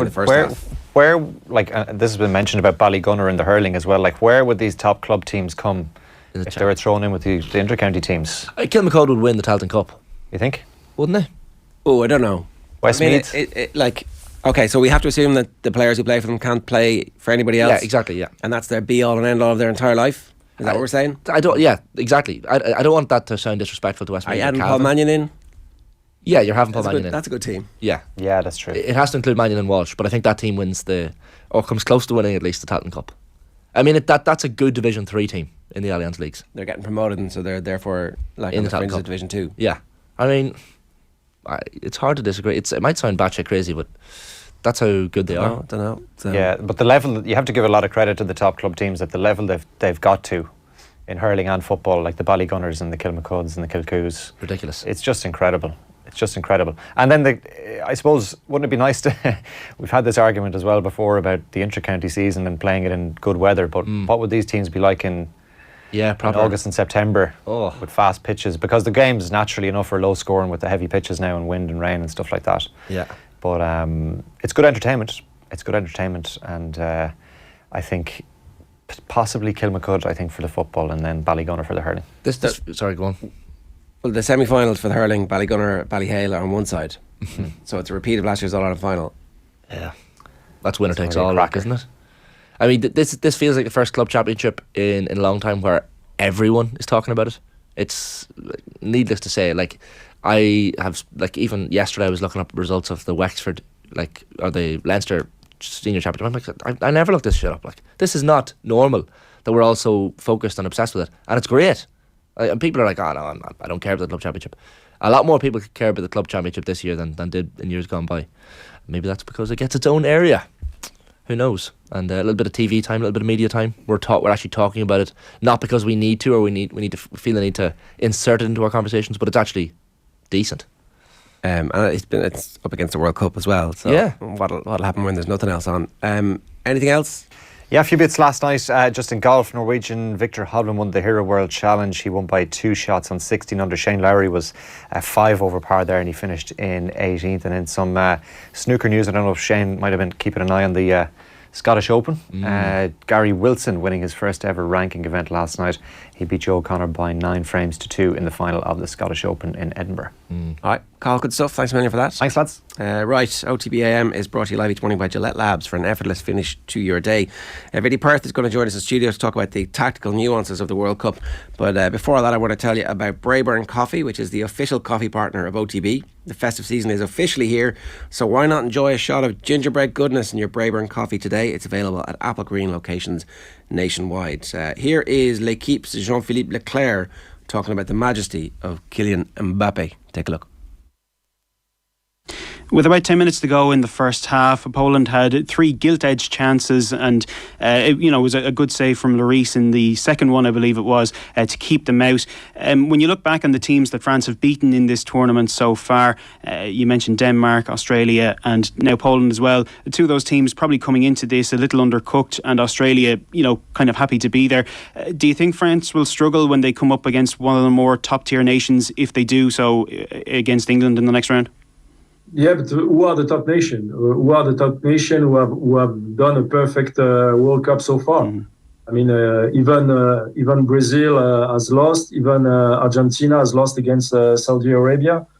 So as far as now, I think we are among the favorites. And what is really reassuring is that we have seen tonight that maybe we are the best player of the tournament so far. Because if you want to make comparison between the Messi that we saw yesterday and the Mbappe that we saw tonight, I mean, even if you're not French, I think you have to admit that Mbappe was better. I mean, he scored 2 goals and his influence on the game and of course he has missed some opportunities in the first half, but I mean all the opportunities he can create on his own, it's really amazing. So I mean the mood in France is more optimistic, that's for sure, than what it was before the tournament with all these injuries. But I think we are so lucky to have this generation that even if we don't have the Pogba, the N'Golo Kante, the Karim Benzema, I mean, we still have so many players that are playing for the top clubs, so top teams in Europe. So we are really blessed for that reason. Jean-Philippe Leclerc of L'Equipe newspaper talking yesterday with Aidan Delaney. Now, Vinny Perth is with us. Vinny, good morning to you. How are you? Morning. How are you doing? You were saying Shane was blasphemous for putting the World Cup in the orange a little bit earlier on. Yeah, for if it was non-football reasons, okay. But for anything football, I think the World Cup has been brilliant for me. Has been absolutely brilliant, and I was trying to debate whether it's one of the best of all time, and in my lifetime it's right up there. We've had some good ones, to be fair, in '98 or whatever, but I think this has been brilliant. I think it really has been an outstanding tournament. Why? What's the... I suppose someone from Little Old Ireland who coached the Little Old League of Ireland team in Champions League football, I'm watching the emergence of these new teams. I can see why it's happening. You can see, like last night, within a half an hour of the England game being over, there was a 51-page document on every stat on that, right? And now, Ronnie was giving out about it on commentary. Yeah, 51 pages, one game, what? Well, come on, Ronnie. Yeah, so this is some of the drawbacks for me and of the World Cup is, and not talking about Ronnie, I've met Ronnie a good few times, great, but some of the analysis or punditry around it hasn't been brilliant because it's been such a good spectacle. I've been disappointed in that. So I was listening to one show yesterday talking about they're surprised that in the France game, the opposition France played, Poland have had so much of the ball, 45-50. I'm going, have you not been watching France for the last 4 years, lads? I find myself shouting at the TV, so go off and make a cup of tea and come back. Because France let you have the ball, right, by and large. But yeah, and sorry, to go back to the 51-page document, yes, there's some nonsense in it, there's some different things. But the key to it all is every team now is completely and utterly prepared for the opposition they play against. There's no surprises. And it hasn't led to stale matches. It hasn't. Maybe the start of the games have been a little bit stale, but by the time the game has moved on, I think it's been fascinating, and that has given the so-called smaller nations a better chance, and has made it one of the most competitive World Cups we've seen. I'm all in favour of the smaller nations, obviously. Yeah. This is good for us in the long run. I also do feel like for it to be a truly great World Cup, we want to see the big nations at the end coming through. So we'll see if anything happens now over the next while. But you're making a point this morning to us that seems counterintuitive, that the 5 subs rule is actually benefiting these smaller nations. Yeah, again, gone on to punditry is like, it's a little bit, and again, football's about opinion and life's about opinion. I'm not sure in life anymore you can be centrist or whatever the right word is. You have to be either left and shout and right and shout. But if you actually, it's so easy just to throw out 5 substitutes to big teams. And when you look last night, it definitely, England's substitutes were brilliant and they made a huge difference, top class players. But actually, if you go back to the sort of 3 main upsets, if you go back to Saudi Arabia, Japan and South Korea, the difference there was those 5, like, again, when you think of these statistics, every team now is running the team statistics in around 112, 140 and 15 kilometres in the game. So it takes a huge amount of effort to do that. Teams are turning up able to do that now. The 5 subs helps. So and it also breaks up the game. So I've been a coach with a 5 team 5 sub rule, and all of a sudden the opposition are making. Now you can only do it 3 times. It's breaking the flow, and you're making your own subs as well. Late in the game, that Argentina game, we all go back to it being a brilliant moment. There was a lot of stop starting. You can't get your rhythm. Players can't go, and at times it's helping the opposition to hit those statistics that they need to do to match the very, very top teams. So if you think about it, you've got 10 outfield players and you're able to replace 50% of them. So the running power that's needed in the game now, you've got 50% chance of freshening up your team and bringing on people who know what they're doing. And where it helps the smaller nations is most of the players are even enough. You look at the Irish squad, most of our players are standard-wise in around the same. So you're not bringing on really poor players. It's not a massive change. No, and it's really helping the teams. And I think the easiest thing to throw out is, this is going to suit the big teams. Like Man City can make 5 changes. And it does help them when they're winning a game. But if you're not winning a game, you need to change the flow of a game. If you're Pep, you're looking at the opposition going, oh, not another substitute. Well, it's been really interesting to note that when he's losing games, very frequently makes no changes, or like very late in the day will make some changes. Yeah, and it's we use the word the rhythm of the game, and you see what's happening, and it's a big thing for me. It's a bit like the amount of stoppages. I've been saying on this show, we're doing co-coms about it's a scourge in our game. There was a free kick a couple of days ago in one of the games, and it took nearly 3.5 minutes for that free kick to be taken. Because there were changes to be made? There was only one sub, but the referee had to get the wall back. He had to then speak to someone. Then there was a little bit of pushing in the box, and he goes over there. The next time you see a penalty, watch what the referee does. He'll go to the keeper and tell him, stay in your line, and he'll do all this, and some do it more. He'd then go to the edge of the box and he'd speak to the players. And then he may blow the whistle down, or there may be some incidents where 2 lads are pushing on the box, and then the guy gets to take the penalty. The flow of the game is gone ridiculous, and we have to fix it. Normally you have time to go and put the kettle on when the penalty gets awarded, and you still get back in to see it. Yeah. So it's dragging the life out of it. Okay, so that distance and the high-speed running of the weaker teams is as good as the top teams. Is that having an obvious immediate impact on results, or is it just putting them in games that maybe in the past they would have been overawed or they would have been overmatched in the last 10-15 minutes? It's keeping them in games longer. Is that the impact of that? Yeah, absolutely. So you look at the top players generally, like you look at the game yesterday, France and Poland. Mbappe's 2 big moments were world class. Poland had to go for it, so they were 1-0 down. Matty Cash, if you actually watch the second French goal, Matty Cash, and this is where France, it's a tricky one for them, and I know you've discussed them already, you won't go overboard with it, but Mbappe cheats. He cheats on the left, doesn't run back, doesn't press, but when he gets the ball he comes alive, and that's a French tactic. They let opposition have the ball at times. So Matty Cash has an opportunity, if you watch the goal back, but you actually go back maybe 45 seconds, Matty Cash gets freedom to break. He played really well in the game. His cross is under hit and it's cleared. France clear it, and it's a 3v3. Ball breaks to Mbappe, and it's a bit of class, okay? But the difference is, will a top team and a top right back really punish them because Mbappe's cheating? Or are you brave enough as a Southgate to go to Kyle Walker or Trippier, go on, exploit what he's going to leave in behind us? And that's the fascinating part of the top teams now matching up against each other. But there's them moments where if you're still in games, like Graham Hunter spoke brilliantly on the show. I was listening to in the gym maybe last week about the Argentina-Japan or Argentina-Saudi Arabia game. It was only 2 moments of brilliance, and the rest was just the old-fashioned hard work, desire, 5 changes, as I said, freshness, and it's keeping teams and it's keeping games alive. The importance of the press has been something that's been obvious in the World Cup, but you've also kind of pointed out the teams like France and Argentina letting other teams have the ball, that there seems to be elements of that. Yeah, again, going back to the French game is a good example because it's fresh in our mind. Pundits are going, God, Poland have 45-46% of possession.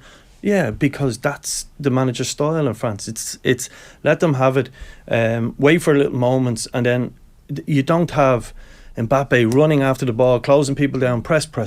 When he needs to do his magic, he's fresh, he's hungry, he's got all that desire, and he'll run all over teams. And I think you see it with England at different stages. They'll press. It's become, we all talk about Jurgen Klopp had this really high press, high energy, and we've seen a lot of teams. It's called mid-block now in football, where and again, going back to our 51-page document, they're actually measuring where teams' defensive line starts from the edge of the box. It's become part of the Arsene Wenger is controlling all this. But it will give you, if you think a team like France, they won't press as high as a team like, we'd say, USA, who've been brilliant at it. And you'll see all these different sort of differences. But a lot of teams now aren't solely focused on controlling the ball for a long period of times. Again, you think about the Dutch. It's not about that. No, it's about conserving your energy and using your really top class players at the right moment. What are the other trends? The number 9, the disappearing number 9? Well, I'll throw one back to you. Is who's the best centre forward in the World Cup? Normally, you go back all the years. The Klose coming all of a sudden turns up for Germany, or Lineker, if you want to go back to the 80s. Who is it at the moment? Richarlison. Yeah, and we're not developing in world football, because when the likes of Pep went to 4-3-3 and played false nines, like, whether it's in Ireland, whether it's in England, whether it's in Ecuador, the 4-4-2 is gone. So therefore, the law of averages tell you under 8s, 9s, 10s, all the way up, you've not got 2 centre forwards.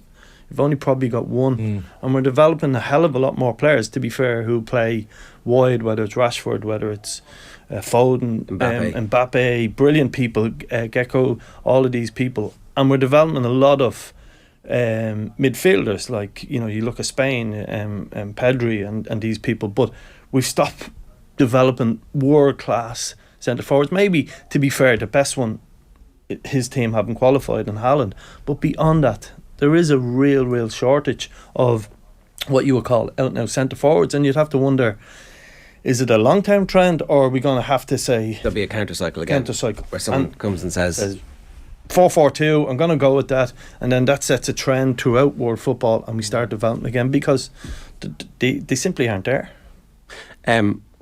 We've talked a good bit about, I think on the show, Messi, naturally enough, over the course of the tournament. But the next generation of footballers who are taking over the world are announcing themselves, and like Bellingham is in the vanguard of that. Everybody knew Jude Bellingham was really good. Yes. But the fact that he's doing it in the World Cup and staying on his feet when he could easily go down, and he's doing it in pressure moments, that's impressive. Mbappe, obviously, this is going to be the second World Cup where he's been absolutely astonishing. Yeah, but do you not think we all missed a trick? Generally, when the best player in the world turns up at a World Cup, his team are the dog's dinner. We sort of forgot about France a little bit. And Mbappe can win a World Cup on his own.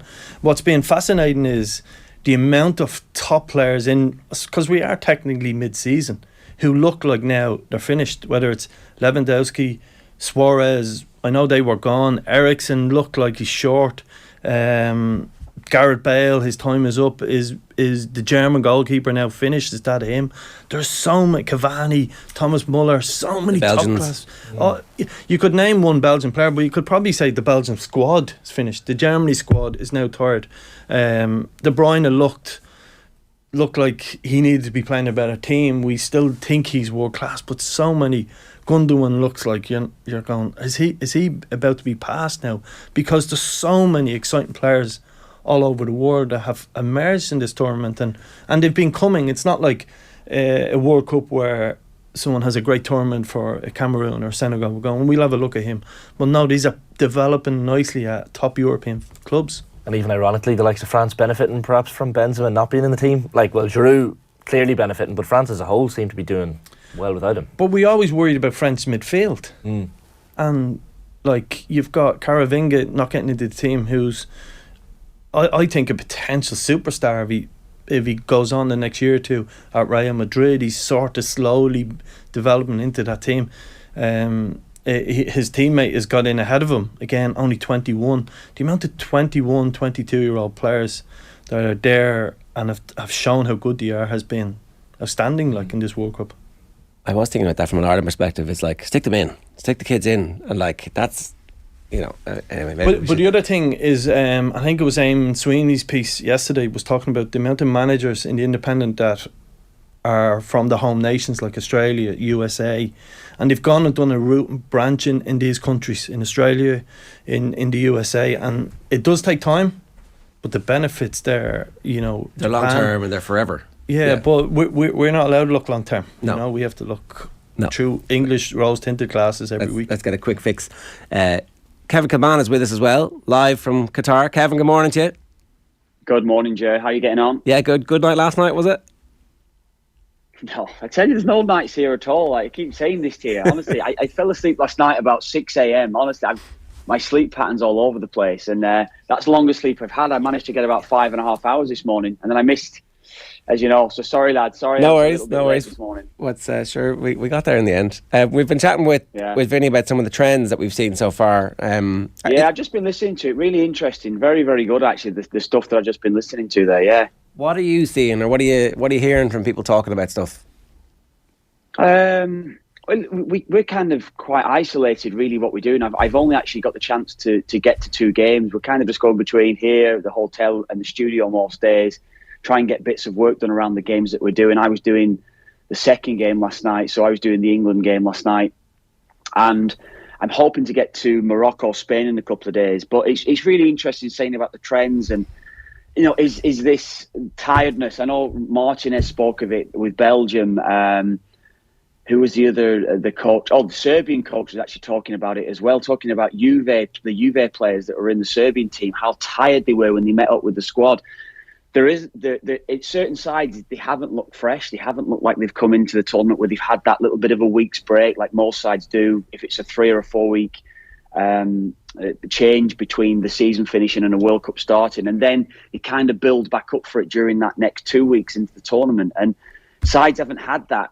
You know, most teams played on the Saturday and the Sunday. They met up on the Monday, and then they have 5 days, 6 days to prepare for the first match. So I think it has been something that's been spoken about. A lot of teams don't look as fresh as maybe 1 or 2 others. But in saying that, if I looked at the South American teams, certainly if I looked at, say Brazil in that first game, and I know Brazil had a great squad, but Brazil seemed to, just going back to what Vinny was saying earlier about the freshness of players. If you look at Brazil were a slow burner going through the first half of games, and then when they introduced substitutes who, whether or not it was having something to prove or whether or not the freshness of bringing 4 or 5 subs into the game, Brazil in the last 20 minutes of Serbia game, I was at the Switzerland game, the tempo they were setting, and even Argentina as well in their second game, I think it was, that certainly the Poland game, the third match, the tempo in the last 20 minutes of the game was definitely on a higher level than the first 15, 20 minutes of that match.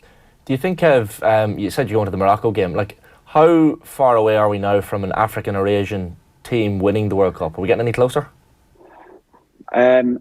Well, I told you that I actually do fancy Morocco to beat Spain, and that's down to, from what I've seen. And again, you may be judging it from the Belgium game. I saw them live against Canada. I was at the 3 Canada games as well, so I did see Belgium, Croatia, and Morocco live as well. I think if an African team's going to win it, I think it might be one of the North African teams, i.e. Egypt, Morocco. Morocco's development of players, if you look at their squad, look at their certainly starting 11 in the last game, and I used to say this when I played for Ireland myself, you kind of look at the clubs and you're saying, right, well, he's at Fiorentina, he's at PSG, he's at whichever club they were at probably when I was playing, and you kind of get fixated with the club that a team's at, because you think, well, yes, top players because they're at that team, but I always tried to have it in my head that, look, whoever they're at, you know, whether that was, you know, Figo or Reisinger when he was at Barcelona, don't play the club, just play the player. And invariably, once that game starts and you're getting into a rhythm of the match, yes, they do have quality moments in the game, but you do feel at home when you're playing against these guys, simply because of the physical nature that maybe I could bring when I was playing in the game. So although Morocco, as I said, they've got a lot of these players and they're all at top clubs, I think as a team, I think the organisation, I think they can score from a set piece. They like to pass. They like to play through midfield as well. They've got three brilliant midfielders, but they've also got a bit of class out wide as well. That's probably why I fancy one of those North Moroccan sides. In answer to your question, Shane, I think we're still a little bit off. Certainly Brazil, Argentina, and certainly 3 or 4 of the European sides, they're still a little bit of a way off, but we may see it maybe in 2 World Cups where they can actually reach that level. Were you nodding your head at the Morocco thing there? Or? Yeah, absolutely. I think you look at the squad of players they have and where they come from. But again, it's knockout football. Kev's right. They could definitely beat Spain, but the difference, I would say, don't know whether Kev agrees. The difference is with the top, particularly European nations, or whether it's Argentina, Brazil, they have to have 1 or 2 players are just a level above. And go back to Mbappe yesterday. 2 moments, because he was average in the game. Average is the wrong word, but 2 moments of just sheer brilliance, and the story, game over. Thanks, and most of the top teams have that. Can I ask? I'd see that too, Vinny, as well. Maybe I absolutely have seen that 1 or 2 players are definitely making a difference in moments. As you said before, I heard you talking about Japan guys, and I heard you talking about 1 or 2 of the other games. It has been moments that have actually killed off teams. If you look, Senegal actually did well, didn't they, for the first 35 minutes of the game? Yeah. And then Bellingham makes one run where he bursts the line, and they just couldn't cope with that. Just one bit of movement. You get yourself back in the shape of 2 banks of 4 as it was. I thought Senegal last night followed a bit of a template of how USA did it, and I thought the weakness in that USA game, I thought they should have played Trent Alexander-Arnold in that match in particular, because I felt that the outball was getting into wide areas, whereas England are constantly looking into midfield to get Declan Rice into the game. And what the USA did and what Senegal did, they just kept the 2 strikers back into position to prevent that first ball going in. So they were playing off a pivot at times to prevent the ball going into Rice. And I just feel that, as what I was saying there, is little moments. That moment from Bellingham just opened the game up, and that's what we're seeing, I think, throughout in various matches. Yeah, and the game intelligence. I know Nedum discussed earlier on, but the movement or the intelligence of Jordan Henderson of done ball over the top just to change up the game, and he's played in some of the best games in the world. And the best example of that is if you go back to when Rashford came on, ball set for Henderson. No even thought about it. One over the corner.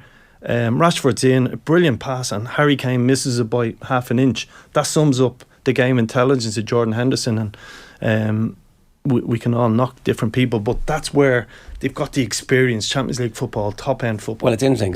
Vinny, just to say, Vinny, on the, maybe we're asking about North African. I'm talking about North African teams or African teams, and you talk about European sides having that advantage. Is that coaching development from a younger age?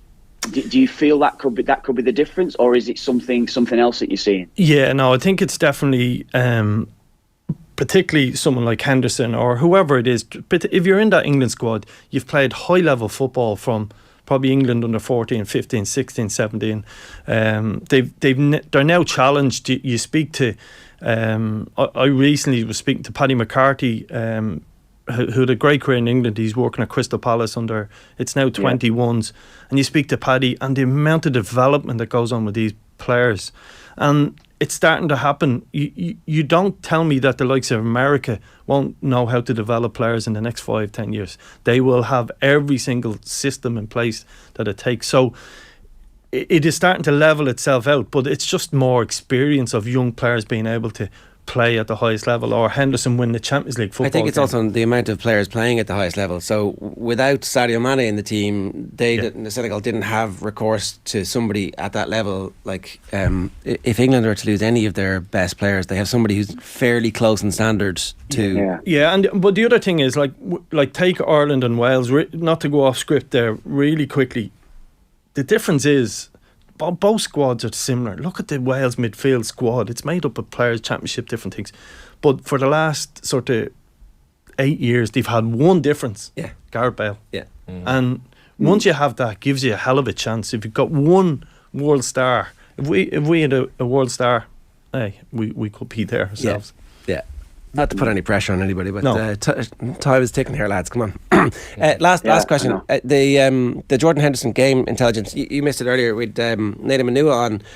Kevin, he was saying that, I'm not sure who gets the credit for it, but that Saka had not made a run. Henderson balled him out for like 10-15 seconds, and all of a sudden everybody started making runs.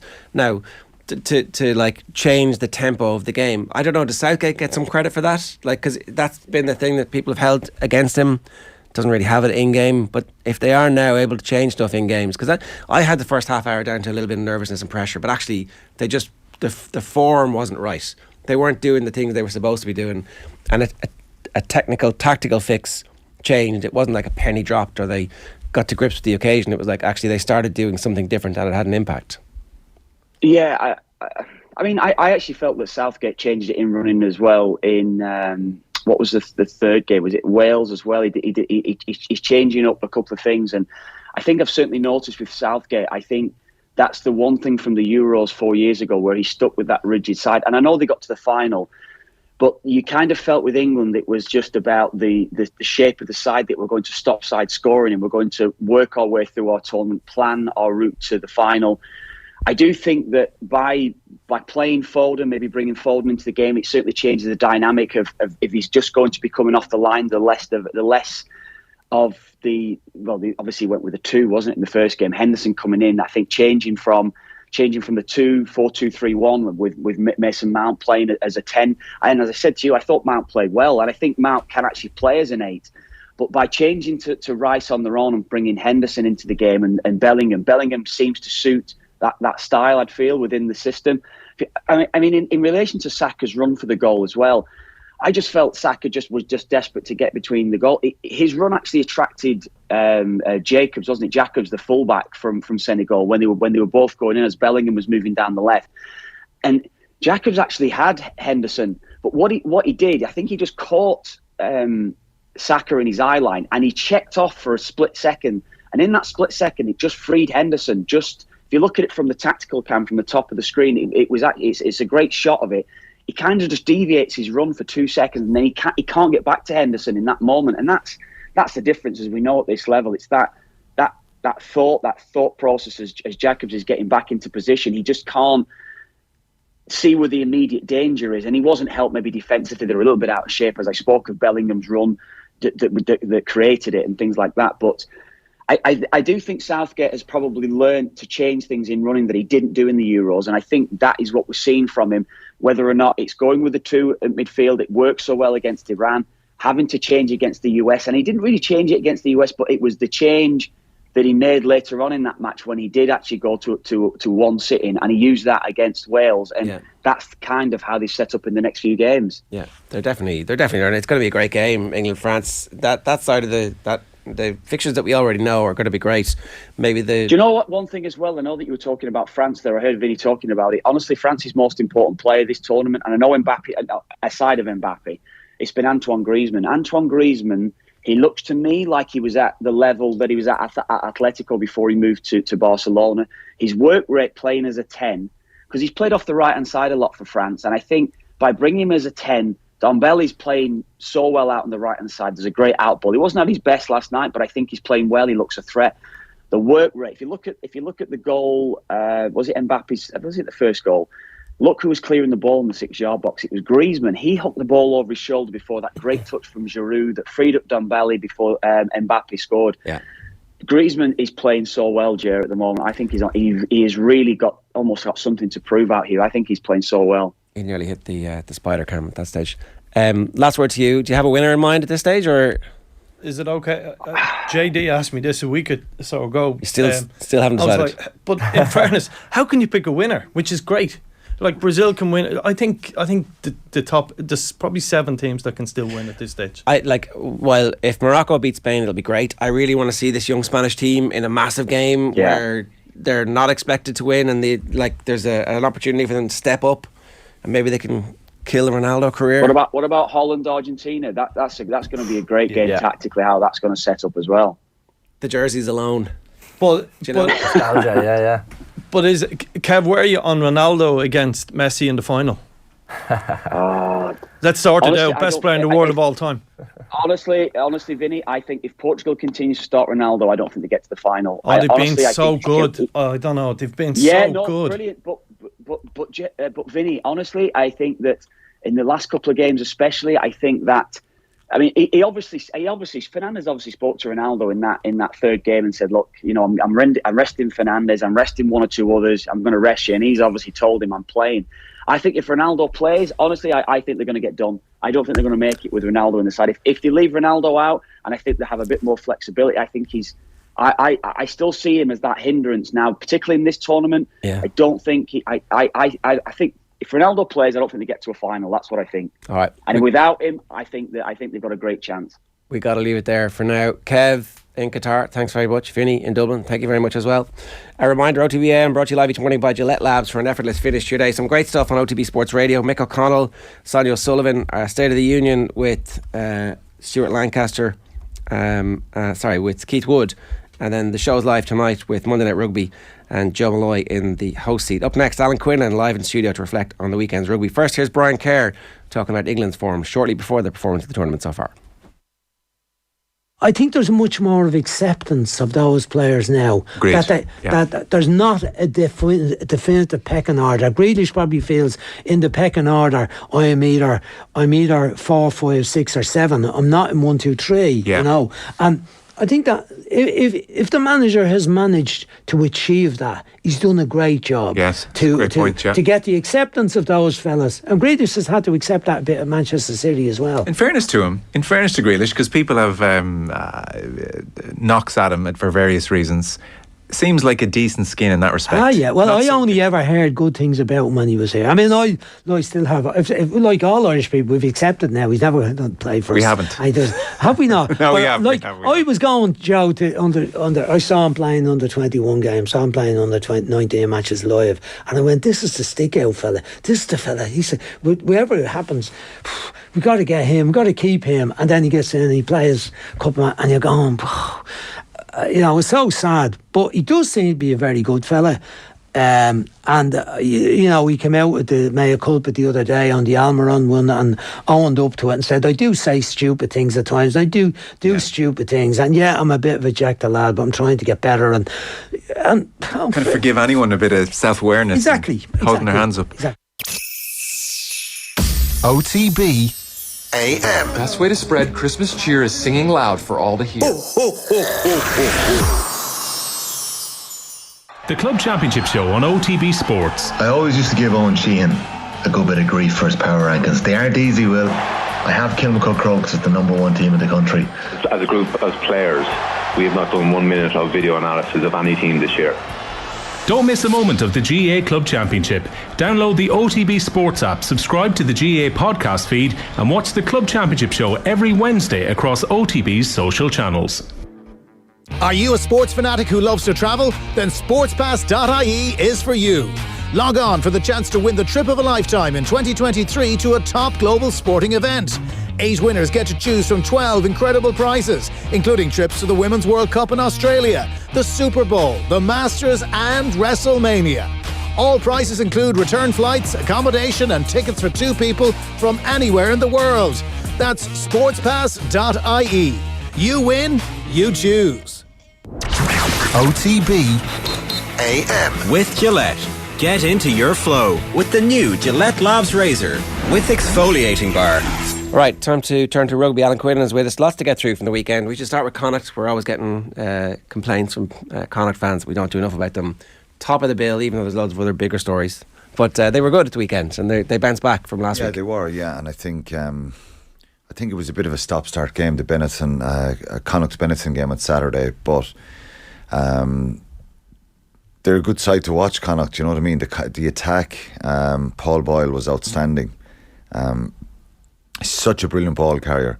He's hard, aggressive, and he deserves credit for he deserves to be mentioned and talked about. There's so many good back rows in Ireland. He was brilliant. Bundyaki was good. Benetton, a lot of mistakes, I think, but Connacht, they're right up there in the URC as regards forcing turnovers.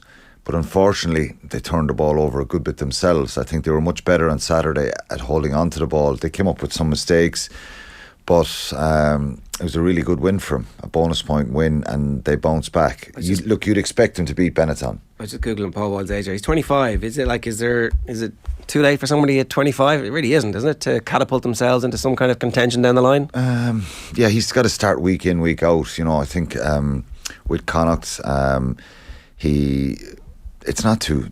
He's not too old. You know what I mean? I think he can. Particularly in the back row, there's definitely players mature at different ages. There's some lads are anointed from the time they're 19, 20. He's hard. He's very abrasive. He's a really good ball carrier, and I just thought he got him over the gain line continuously on Saturday and got a brilliant try. He's a really good player, and I think, look, without Connacht, people won't get carried away with this either, but I think it was a good response to the performance in Thomond Park the week before against Munster. So I think it sets them up nicely. They got Newcastle now in the Challenge Cup on Saturday, home again.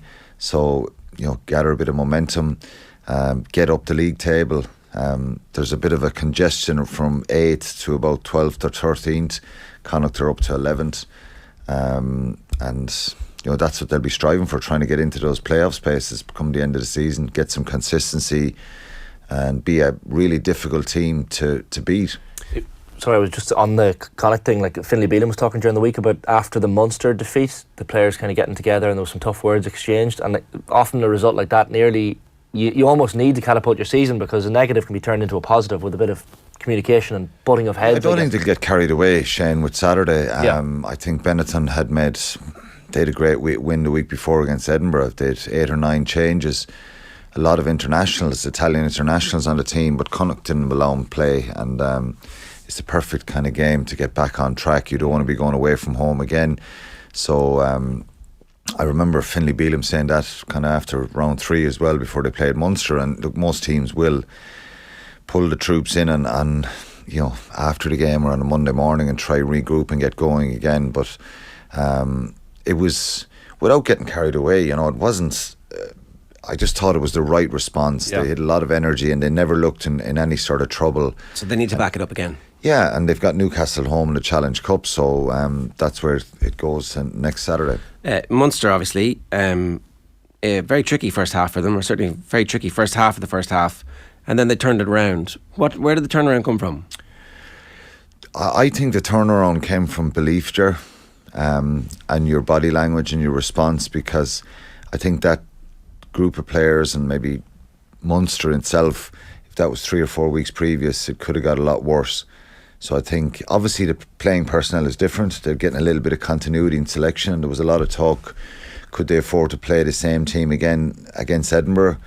They kind of had no choice in a way, right? No choice, and in fairness, they were really good, I think. And again, you can't get carried away with this, but I was sitting there chatting with Adrian Friday morning. He was asking me for a prediction. I didn't think, I thought it was a tall order to go there and get a win, because a lot of Scottish internationals, they had all their players back. The only kind of chink, I said, well, sometimes when you come back from a busy November, they were kind of 4 weeks in the bounce, all the Scottish guys. That's the time to kind of maybe see if you can unlock them. And given the start of the game and Munster behind, I thought the response was brilliant, and you're starting to see a little bit of development around their attack, their shape. They look a lot fitter.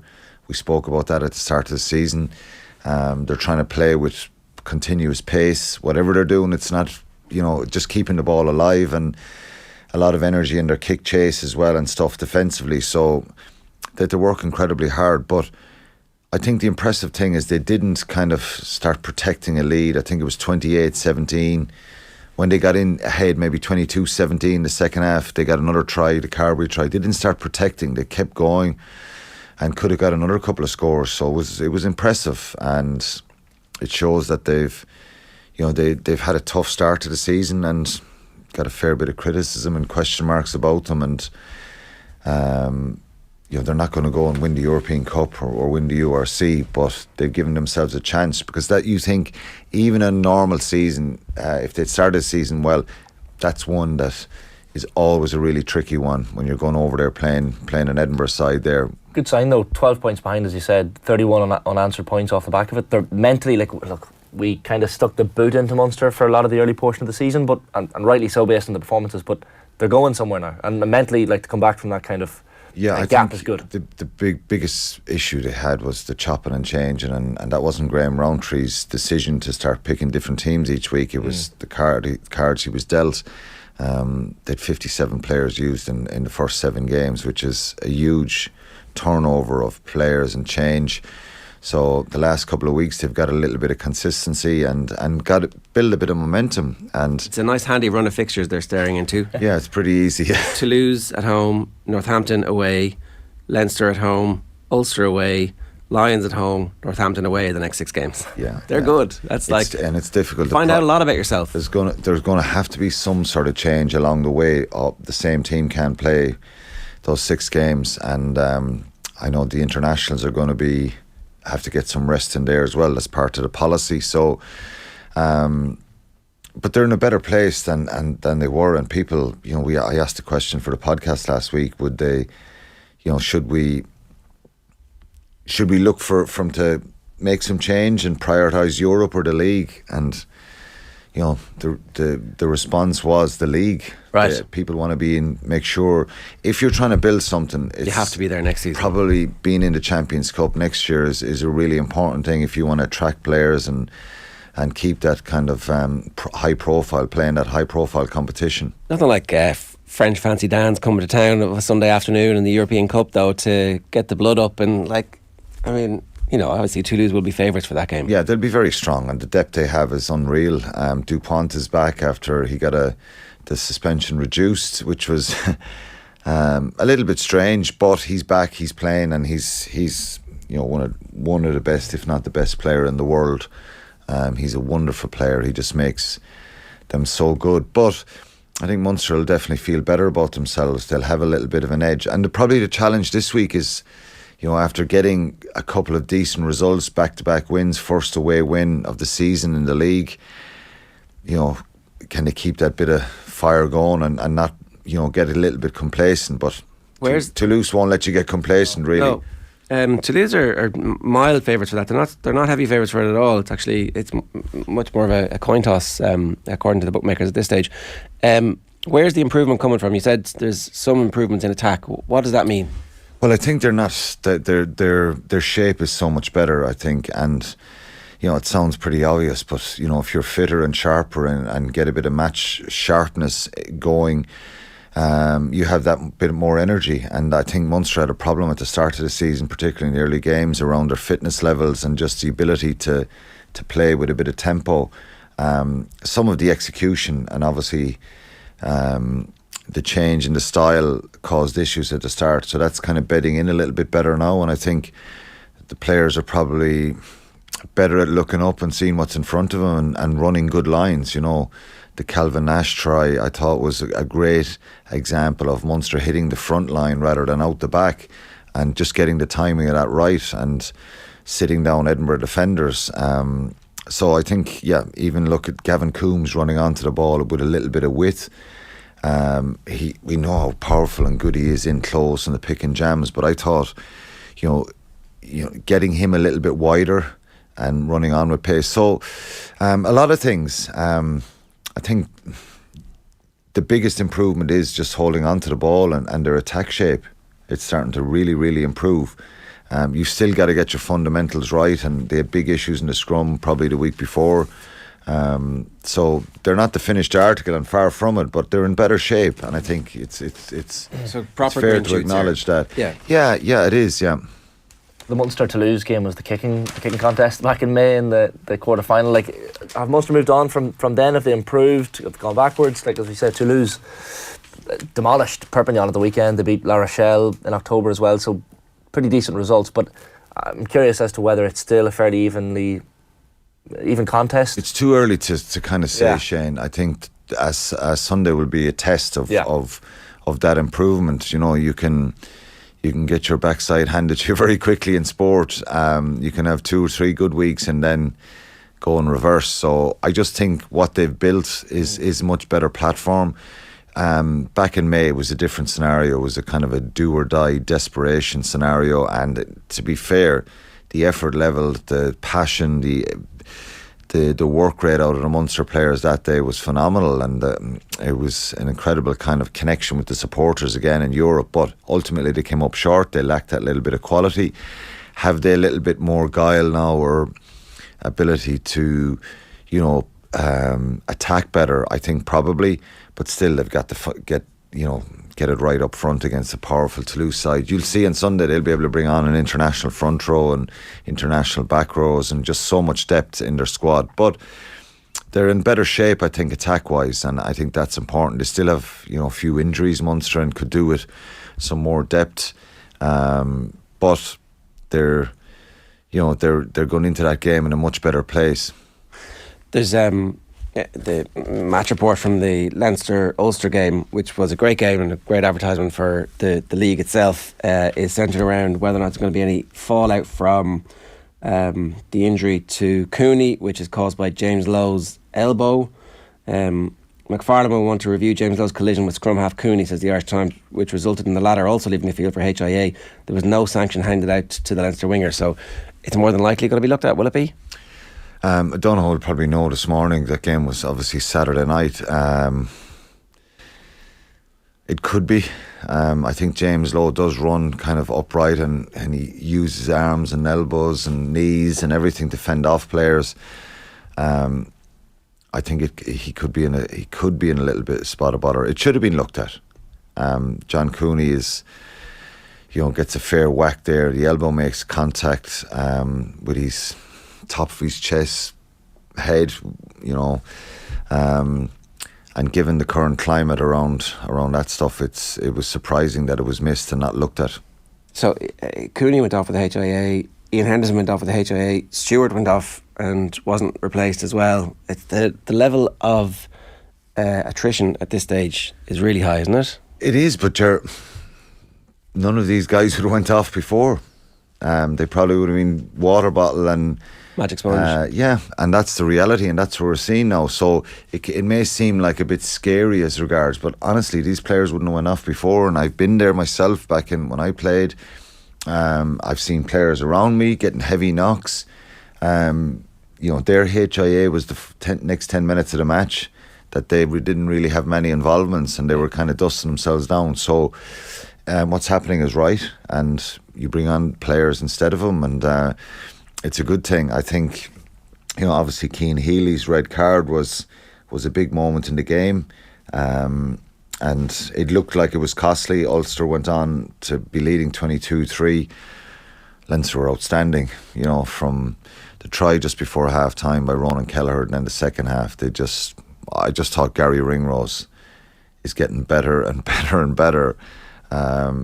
Wonderful performance for him, and he's world class. I think he's added so much. Is this the peak? Is this a peak? Is he at a peak at the moment? I don't know. He probably wouldn't want it to be a peak, but and there's no problem. International players showing their quality. Oh no, I don't mean not too soon, but like this is as good as he's ever played at the moment. I think so. Yeah, I think so. I think just and what's different about Gary Ringrose, I think just everything. He's physical. His technique in contact, his explosiveness, his pace, his decision making. He was wonderful the other night. The quicker you can get the ball in Gary Ringrose's hands, the better. Yeah. He's just a wonderful player, and he showed magic the other night. Not just with his tries, but overall, it was an incredible response from Leinster. Given you're talking about the psychological kind of scars of the red card from Cian Healy, and then being 22-3 down, like that's mental strength, resilience, and that's why they are where they are, Leinster. And I think Ulster were kind of shell-shocked at the pace, the tempo, the aggression they showed, and ended up with two players in the bin themselves. And at that point, you just feel Leinster are going to change gears here, and they did, and they were incredibly impressive. Their next four fixtures as well, like it strikes me Leinster fans get to see a lot of, I guess, games that aren't exactly exciting, and games that we don't see too often, like at the weekend. But Racing, Gloucester, Munster and Connacht between now and New Year's Day, which is decent. Yeah, and it's in terms of excitement levels. Shane, it's a bit of a crystal ball scenario with Europe. You just it's on the day. If you know by body language of the opposition, you can. I've often been in France where you think, "God, this mightn't be so bad." It's one of the lower, non-fancied French sides, and you just meet a different beast.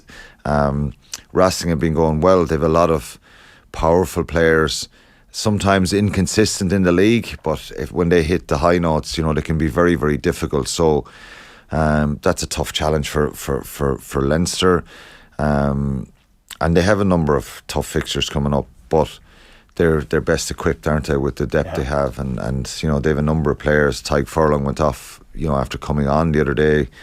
They're saying it's a bit of just tightness in one of the legs. Will Johnny Sexton be back soon? Who knows? But they've so much depth there, and I think Leinster don't need him. He'd be grand. One last thing, right? Obviously, that's a joke for all the Leinster fans who are already angrily hitting caps lock on their keyboards. Eddie Jones, today's supposed to be D-Day. Do you think we hear immediately, or if we don't hear immediately, he's staying? It may leak out. I don't know.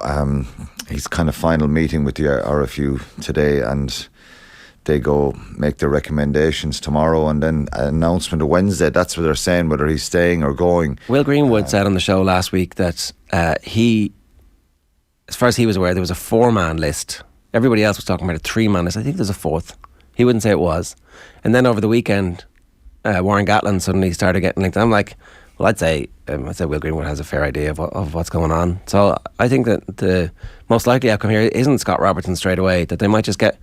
I think the most likely outcome here is Steve Borthwick. Right. A long-term, immediate appointment. Because I think he would have... whether he will take the job straight away and leave Leicester, I think they're reading some of the English papers this morning. I think they're kind of readying themselves, Leicester, for a replacement themselves. But who knows? He may survive. I think they'll react in some way. There's been a big change over in staff, and Mike Brown has been on again. He's probably getting a little bit of revenge for being omitted and not picked a few times by Eddie Jones, but I think he's running out of road, unfortunately, for him. All right, Quinny, good stuff. Thanks a million. Cheers, lads. OTB AM brought to you live each morning by Gillette Labs for an effortless finish your day. You have more from the Red 78 podcast from Alan and Neve later on this week.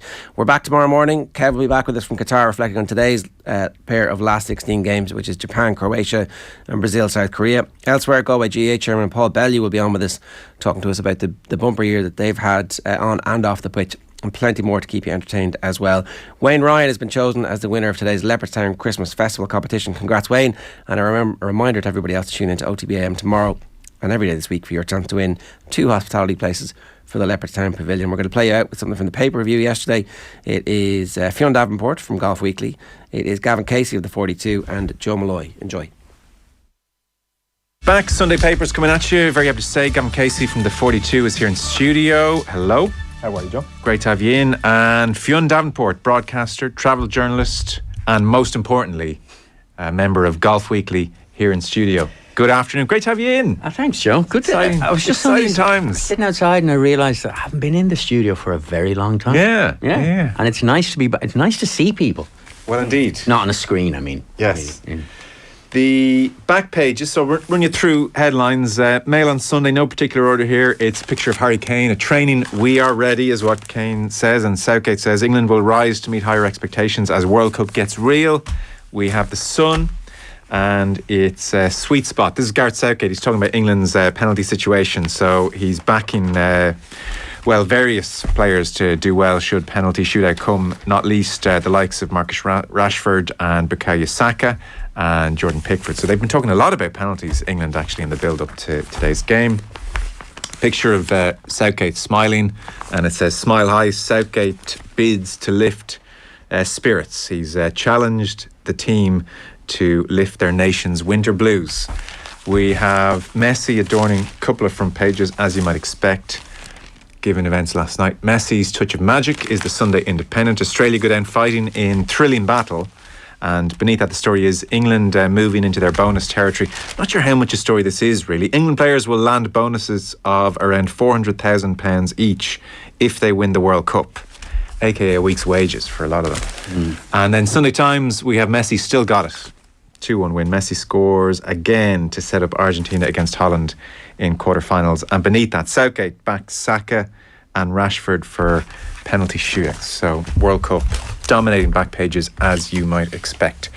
We might start Rory McIlroy if that is okay, and then we'll get into World Cup business. We've been talking World Cup with Brian Kerr, so we'll give people a mini break. This is part 2. Rory McIlroy sitting down with Paul Kimmage, pages 2 through to 7 of the Sunday Independent. Part 1 was last week, part 2 is this week. Again, covers a lot of territory to give you a general sense of things. He talked about his play through a lot of this year because the last couple of years were covered in part 1. So for instance, you might remember, if you're a big golf fan, in January in Abu Dhabi he had a great chance to win and he put his fairway wood into the water on 18. He had a long time to think about it.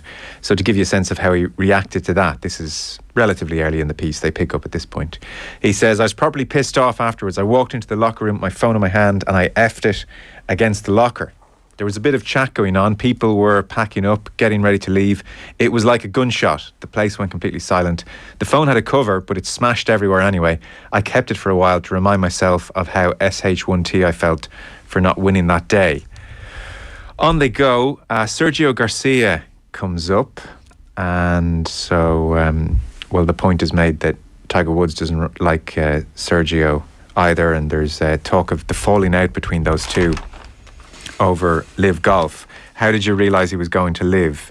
And I mean, this doesn't reflect brilliantly on Sergio. He came up to McIlroy on the range and he said he'd gotten a new plane, and if I wanted to ride with him to that first Live event in London, I was welcome.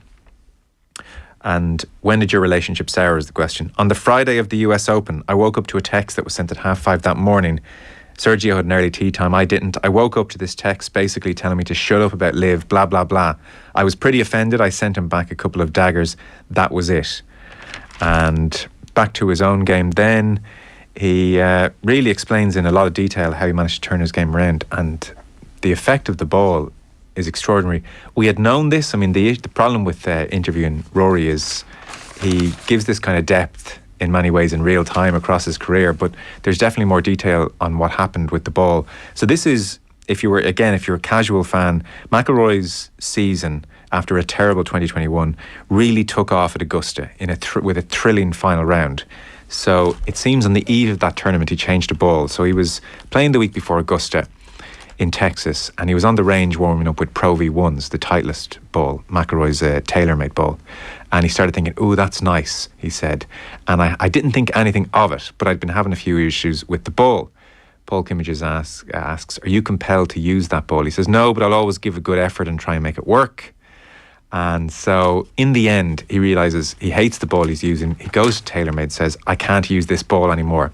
They suggest an older version of the ball he's using, and he starts using that ball, and it's much, much better, particularly in the wind. And he says to Paul Kimmage, there are some stats on it. Before Augusta, I was ranked 207th on the PGA Tour from inside 125 yards. Since Augusta, I've been ranked number 1. To which Paul Kimmage says, the effing ball. Yeah, says McIlroy. That is ridiculous, says Paul Kimmage. I know, says Rory McIlroy. It is extraordinary, the difference the ball made. And just two last quick points, again, to try and give a vague summary of this piece, which is impossible to do. You really just have to read it. But he's talking about, for me, I mean, the most interesting, if you're into golf and figures like Tiger Woods are of interest to you. Their relationship, it seems, has really deepened since Woods' car crash. And the really extraordinary thing is that Woods reached out to McIlroy just before the Ryder Cup when McIlroy was in the depths. So he said, I went to visit him about 6 weeks after the accident. A lot of guys did. And then Woods reached out to McIlroy. He said, look, I think I can help you. This is the Woods text to McIlroy. I think I can help you. You should be winning 3 or 4 times a year. You know where I am if you want to catch up on a few things. And eventually they do catch up. And the point that Woods made was that he could help McIlroy with his wedges. He had been watching McIlroy play, and he said, I think I can show you a few things I've learned over the years that will help you. To which Paul Kimmage says, wow. McIlroy says, yeah. And I mean, it takes McIlroy, this text it comes in September, and it's only in March, around the time he's making the discovery with the ball, that he goes to Woods' house, and I feel like this is, I don't know, Yoda and Luke Skywalker kind of moment. So McIlroy says, because a theme of this piece is the chosen one, that Rory is now the chosen one, and McIlroy says, talk about the chosen one. Some of the stuff Tiger can do with a golf ball is insane. His hands, body, awareness. He showed me some shots. I remember going to Bay Hill afterwards and telling Harry about it. Wait till I show you this, he said. So I would give good money to get more detail on specifically what Woods showed McIlroy. I hope there is an hour-long press conference in due course where McIlroy expands on all that. And they talk about various other things. Money comes up, the importance of money to McIlroy, why he's so peeved with Greg Norman, which we can come on to as well. It seems him and Norman had made up after initially falling out, and then they sent each other a few text messages, but then Norman went and talked about McIlroy, saying he was brainwashed in the press. And McIlroy resolved to be, in his words, a pain in the ass to Norman at every turn going forward. So that is an attempt to sum up several thousand words. Fionn, you're an avid golf fan, you're an avid golfer. This is right up your street. So talk to me. The Woods text to McIlroy is extraordinary. Yeah, it's very interesting. I mean, the overall piece, and as you say, it's a mammoth piece of journalism. It's like over 2 weeks. It's New Yorker length stuff. Like, this is like as in depth as it goes. Before getting into the weeds, I suppose what it does, it really positions Rory McIlroy as one of the most interesting sports stars we've ever produced, whether you're into golf or not. His role, his position within the sport, his accomplishments, but also the kind of strident views that he's taken on over the last year, particularly in relation to the challenge to the PGA Tour posed by Live Golf. And so it kind of, you're looking at it and you go, wow, this merits, there's so much. I'm trying to think. I was trying to make a list of the Irish sports stars that would merit this kind of in-depth. Roy Keane, obviously, but really that's the kind of high end we're talking about. So, I mean, you summarised it pretty well. The Tiger Woods stuff is interesting because he's positioned as the chosen one. So, as Tiger's fades, so Rory McIlroy comes into the spotlight. But yet, despite the best efforts of the advertisers, and despite the best efforts of many Rory supporters and Tiger supporters to see him as they're polar opposites. Whereas Tiger's greatness was exclusively on the golf course. This is a guy with, 15 major championships, 83 PGA Tour victories, records that will not likely be broken, certainly in my lifetime. Rory McIlroy is the outstanding talent of his generation. 4 early majors and then just 8-9 years of major disappointment, despite the fact that he wins the FedEx Cup. He's the leading money winner. He constantly wins, but just seems to fail at the majors. Yeah.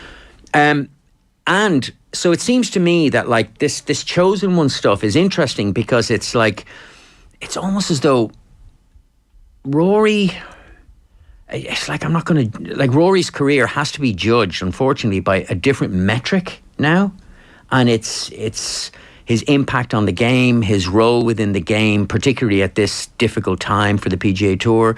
And so the idea that Tiger Woods is going to ring him up and goes, look, basically, you have a lousy wedge game. Like, this is one of the preternaturally talented golfers of all time, who for a number of years was just, his wedges were abysmal. Yeah.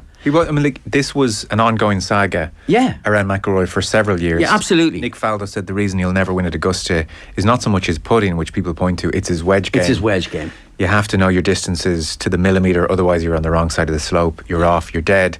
And so September 2nd, 2021, for Woods to text him, I'd love to sit down in the range and run something by you that will make controlling your wedges easier after the Ryder Cup. Notice he said after the Ryder Cup. I'm not going to help you. I'm not going to help you for the Ryder Cup. But I mean, what it is that it helped him with his wedges, I can't wait to, maybe it'll be the Golf Channel who will sit down and do 1,000 words just on that. Because for McIlroy, this was becoming beyond frustrating. He snapped a club mid-tournament after yet another wedge from 130 yards that had missed the green. And so this was the big talking point around him. I don't think there's another player on the planet who could, as you are alluding to, who could text Rory McIlroy and say, do you want some tips on your wedges? It's like, this is, like I said, Yoda and Luke Skywalker. If you're into your golf and the fabric of the game, and you know the mantle is handed down from certain greats to others. This is Bobby Jones calling Nicholas. That's what this is. There is and a it's strong so sense of that, for sure. And I mean, and it's interesting because Kimmage goes, okay, give me the chronology. And McIlroy responds, oh, I'm not good on chronology. I mean, it's clear that it's like he's telling you it happened, but he doesn't. My read on it is like that he doesn't really want to go into the weeds about what exactly Tiger said. So, like, for all of Kimmage's unquestionable power of persuasion and being able to sit down and get Rory to... Now, in fairness, Rory's not shy to good talk. Interview, yeah. But he can really draw out of his subject. But even in this...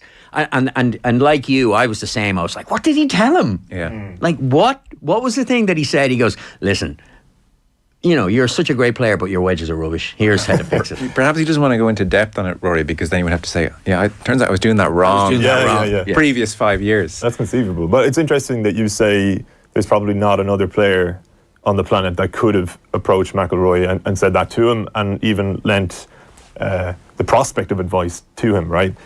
But I wonder, and I'm interested in both of your thoughts on it, because you're two golf men, like, would Woods be likely to do that with other players, or is this truly the case that he sees McIlroy as the chosen one? Like, that's the equally stunning part of this, is the transformation in Woods. Yeah. Because people have wondered from afar, I think quite correctly, is the change, the softening that we've seen in Woods over much of the last 5 years, something of an act, something of a response to the corporate world, and to what extent is it sincere? I've always thought it has been sincere. I think he's been through an extraordinary amount, and it can't but change you.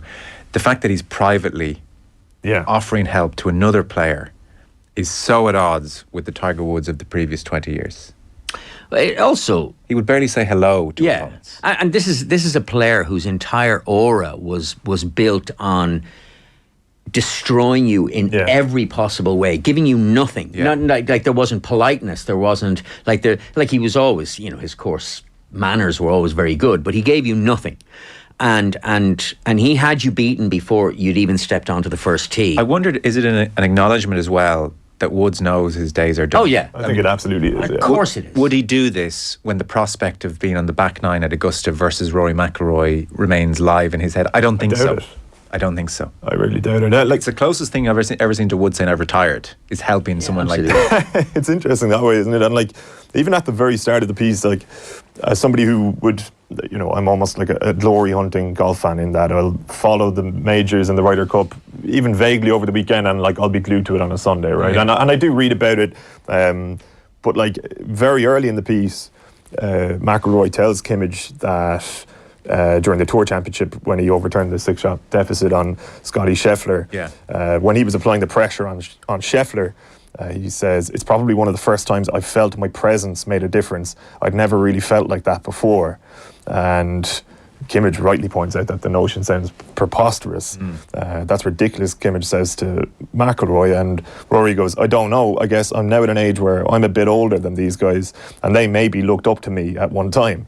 And that's where Kimmage possibly for the first time is kind of thinking along the lines of like, well, maybe there's an added aura to you now that you are the chosen one as well. Like, not only in that Woods seems to have identified you as somebody who can pick up his mantle to a degree, or insofar as is possible with the remainder of McIlroy's prime, right? Like, he's probably not going to get to 15 majors, but I mean, he's not going to, right? But you want to get like as close as possible and almost become like the transcendent cultural figure that he is becoming, but that Woods absolutely became. And maybe it's that, his being now this icon of the game, not only for his performances, might sort of carry a weight on the course as well, where if he is breathing down your neck, it's like, oh, here comes Rory. And it's not just that it's Rory, the fabulous golfer, it's Rory, the international golf star, and undoubtedly the biggest name in Irish sport and the biggest name in golf, which has been like accentuated now over the last 12 months. And it's a funny one, because obviously this is a piece written for just the general sports lover and not the avid golf fan like yourself and myself, Joe, exclusively. So there's some very interesting little tidbits. So like at one point, here's one, right? So Kimmage says, oh, but you're close to Tiger, who doesn't like Phil Mickelson. And Rory responds, and he doesn't like Sergio either. And you're like, oh, okay, hang on a second.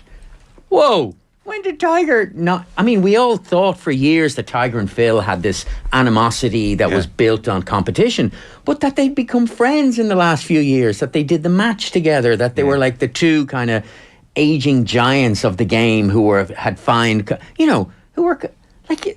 I find that kind of interesting. It's like, oh, so we're going official on the Tiger Sergio. Yeah, so the Tiger and also the Tiger Sergio one is perhaps less surprising, but given Sergio's comments a number of years ago, exactly.